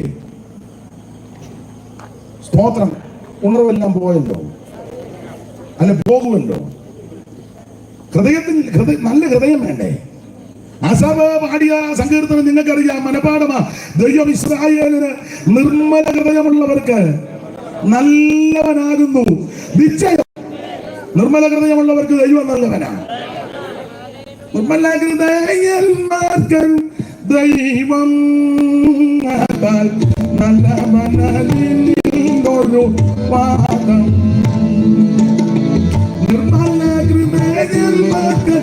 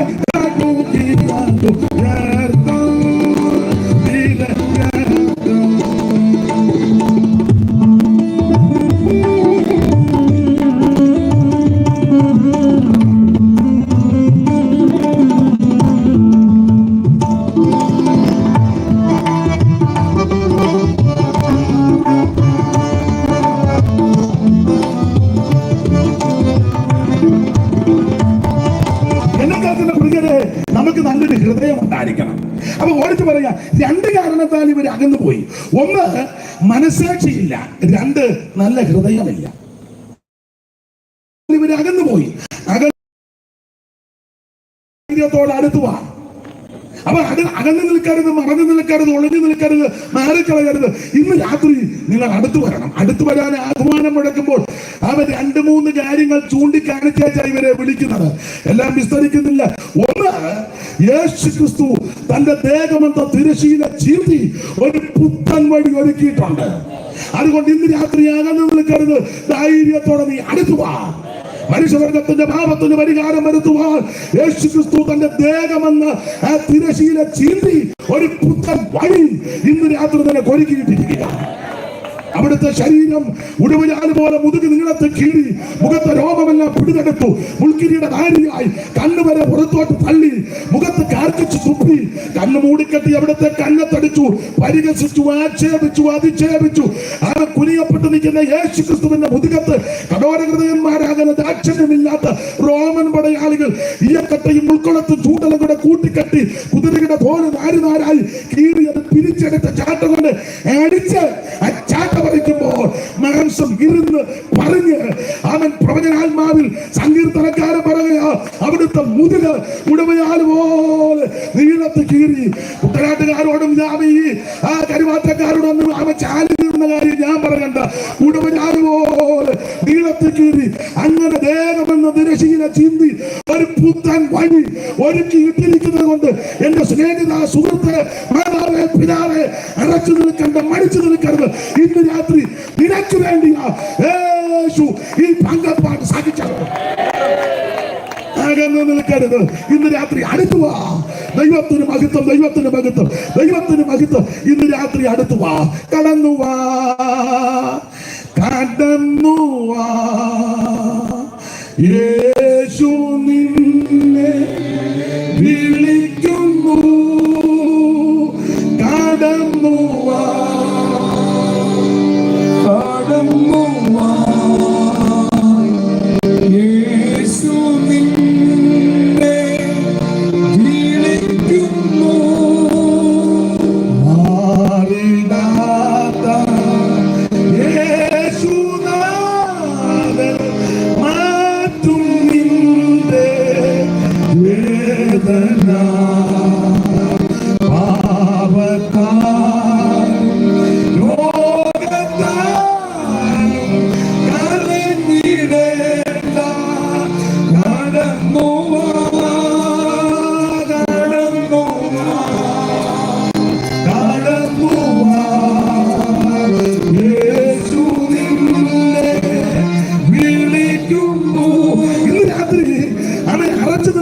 മടിച്ചു നിൽക്കരുത്. നീ ധൈര്യത്തോടെ മുമ്പോട്ട് വാ. കാരണം ചൂണ്ടിക്കാണിക്കുക, യേശു തന്റെ ദേഹമെന്ന തിരശീല ചീന്തി ഒരു പുത്തൻ വഴി ഒരുക്കിയിട്ടിരിക്കുക. ഈ വഴി ആരുടെയും കുത്തകയല്ല, കുടുംബ കുത്തകയൊന്നുമല്ല, ഒരു സഭയുടെയും കുത്തകയല്ല, കത്തോലിക്കന്റെ കുത്തകയല്ല. ഈ വഴി യാക്കോബ, ഓർത്തഡോക്സ്, റീത്തെ, ലത്തീനെ, ലണ്ടന്, പെന്തിക്കോസ്, ബ്രദറ്, CMS, ആംഗ്ലിക്കൻ, ഒത്തിരി ഉണ്ടല്ലോ. ഇനിയുണ്ടല്ലോ. എന്റെ വായിക്കൊണ്ടത് ഇപ്പൊ പറഞ്ഞതേ ഉള്ളൂ.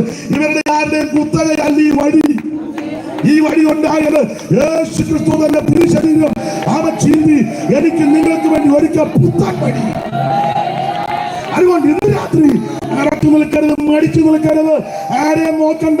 ഇന്ന് രാത്രി തന്റെ കിടത്തോടെ വിശ്വാസത്തോടെ യേശുവിന്റെ അടുക്കൽ വാ. നിനക്കും നിന്റെ കുടുംബത്തിനും ഇന്ന് രാത്രി രക്ഷയാ. ദൈവത്തിന് മഹത്വം. ഓടിച്ചവസാനിപ്പിക്കുക. 3 കാര്യം ചൂണ്ടിക്കാണിച്ച ഇവരെ അടുത്തോട്ട് വിളിക്കുന്നത്. 2 കാരണത്താൽ അകന്നു പോയത്. 1 ദുർമനസാക്ഷി, 2 നല്ല ഹൃദയവും ഇല്ല. ഒന്നും വിവരിക്കുന്നില്ല. 3 കാര്യം കാണിച്ചവരെ ഇങ്ങോട്ട് വിളിക്കുന്നു. 1, യേശു തന്റെ ദേഹമെന്ന തിരശീല ചീന്തി ഒരു പുത്തൻ വഴി ഒരുക്കിയിട്ടുണ്ടെങ്കിൽ വാ. എന്തിനാ വിളിച്ചു നിൽക്കുന്നത്? രണ്ട് രക്തമുണ്ട്. പരിശുദ്ധ രക്തം, യേശുവിന്റെ പരിശുദ്ധ രക്തം. എന്താ ഈ രക്തത്തിന്റെ പ്രത്യേകത? നിന്റെ സകല പാപങ്ങളും പരിഹരിക്കുന്ന രക്തമാണ് യേശുവിന്റെ രക്തം. നിങ്ങളുടെ അകൃത്യങ്ങളിൽ രക്താംബരം പോലെ ഇരുന്നാലും, എത്ര കടിഞ്ഞൂപ്പായിട്ടിരുന്നാലും, അത് ഹിമം പോലെ പഞ്ഞി പോലെ വെളുപ്പിക്കുവാൻ പര്യാപ്തമായ പരിശുദ്ധ രക്തമാണ് യേശുവിന്റെ രക്തം. ഈ രക്തം നിനക്ക് പാപശാന്തി ഉണ്ടാക്കും. ഈ രക്തം നിനക്ക് രോഗശാന്തി ഉണ്ടാക്കും. ഈ രക്തം നിനക്ക് സമാധാനം നൽകുന്ന രക്തം. ഈ രക്തം വിലയേറിയ രക്തം. ഇത് പുണ്യാക രക്തം. ഇത് സംസാരിക്കുന്ന രക്തം. ഇത് ആട്ടുകൊറ്റന്മാരുടെയും കാലക്കിടാക്കളുടെയും രക്തവും മലിനപ്പെട്ടമേ തെളിക്കുന്ന പശുഭസ്മം ജഡിക ശുദ്ധി വരുത്തുമ്പോൾ നിത്യാത്മാവിനാൽ പിതാവാം ദൈവത്തിന് തന്നെത്താൻ നിഷ്കളങ്കനായി സമർപ്പിച്ച യേശുക്രിസ്തുവിന്റെ പരിശുദ്ധ രക്തം ആരാധിക്കാൻ നമ്മളെ യോഗ്യരാക്കി തീർത്ത രക്തമാണ്. ഈ രക്തം വിലയേറിയ രക്തമാണ്. ഇത് പുണ്യാക രക്തമാണ്.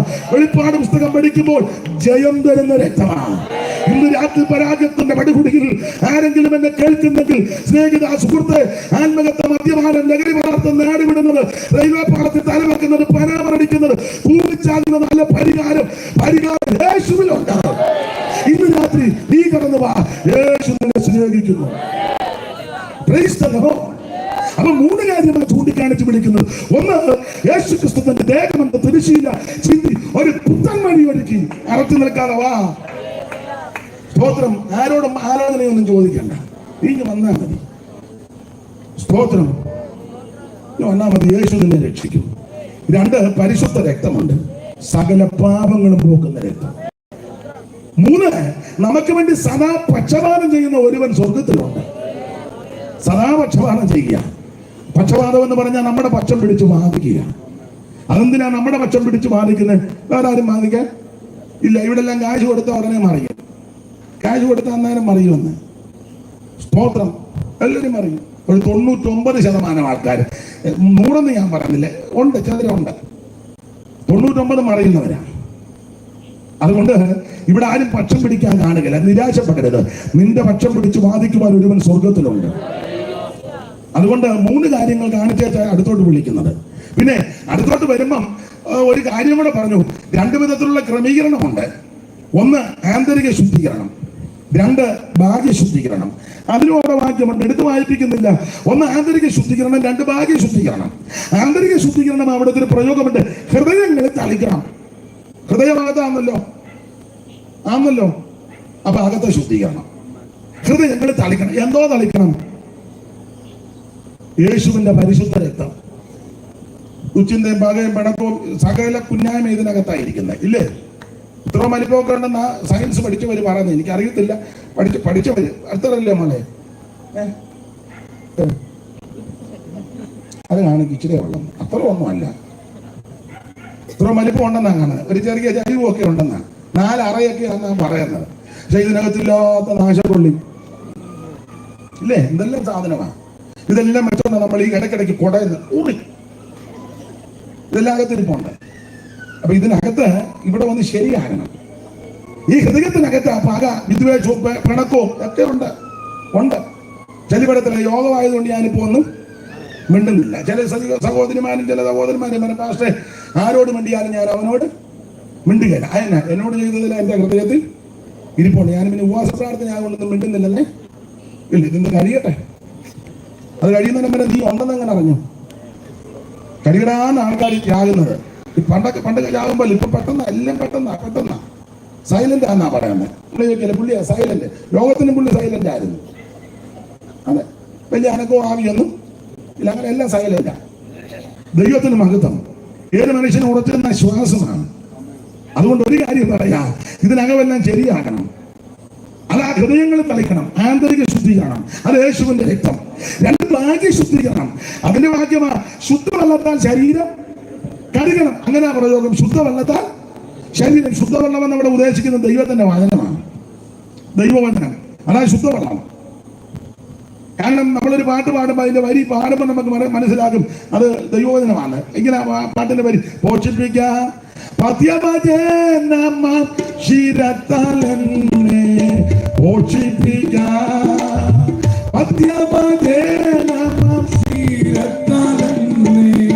നിർമ്മല തോയം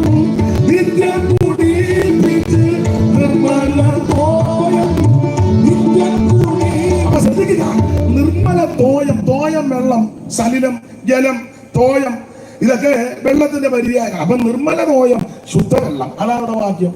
ശുദ്ധവെള്ളത്താൽ ശരീരം കഴുകണം എന്ന് പറഞ്ഞാൽ ആന്തരിക ശുദ്ധീകരണം യേശുവിന്റെ രക്തത്താൽ, ബാഹ്യ ശുദ്ധീകരണം നിർമ്മലമായ ദൈവത്തിന്റെ വചനത്താൽ.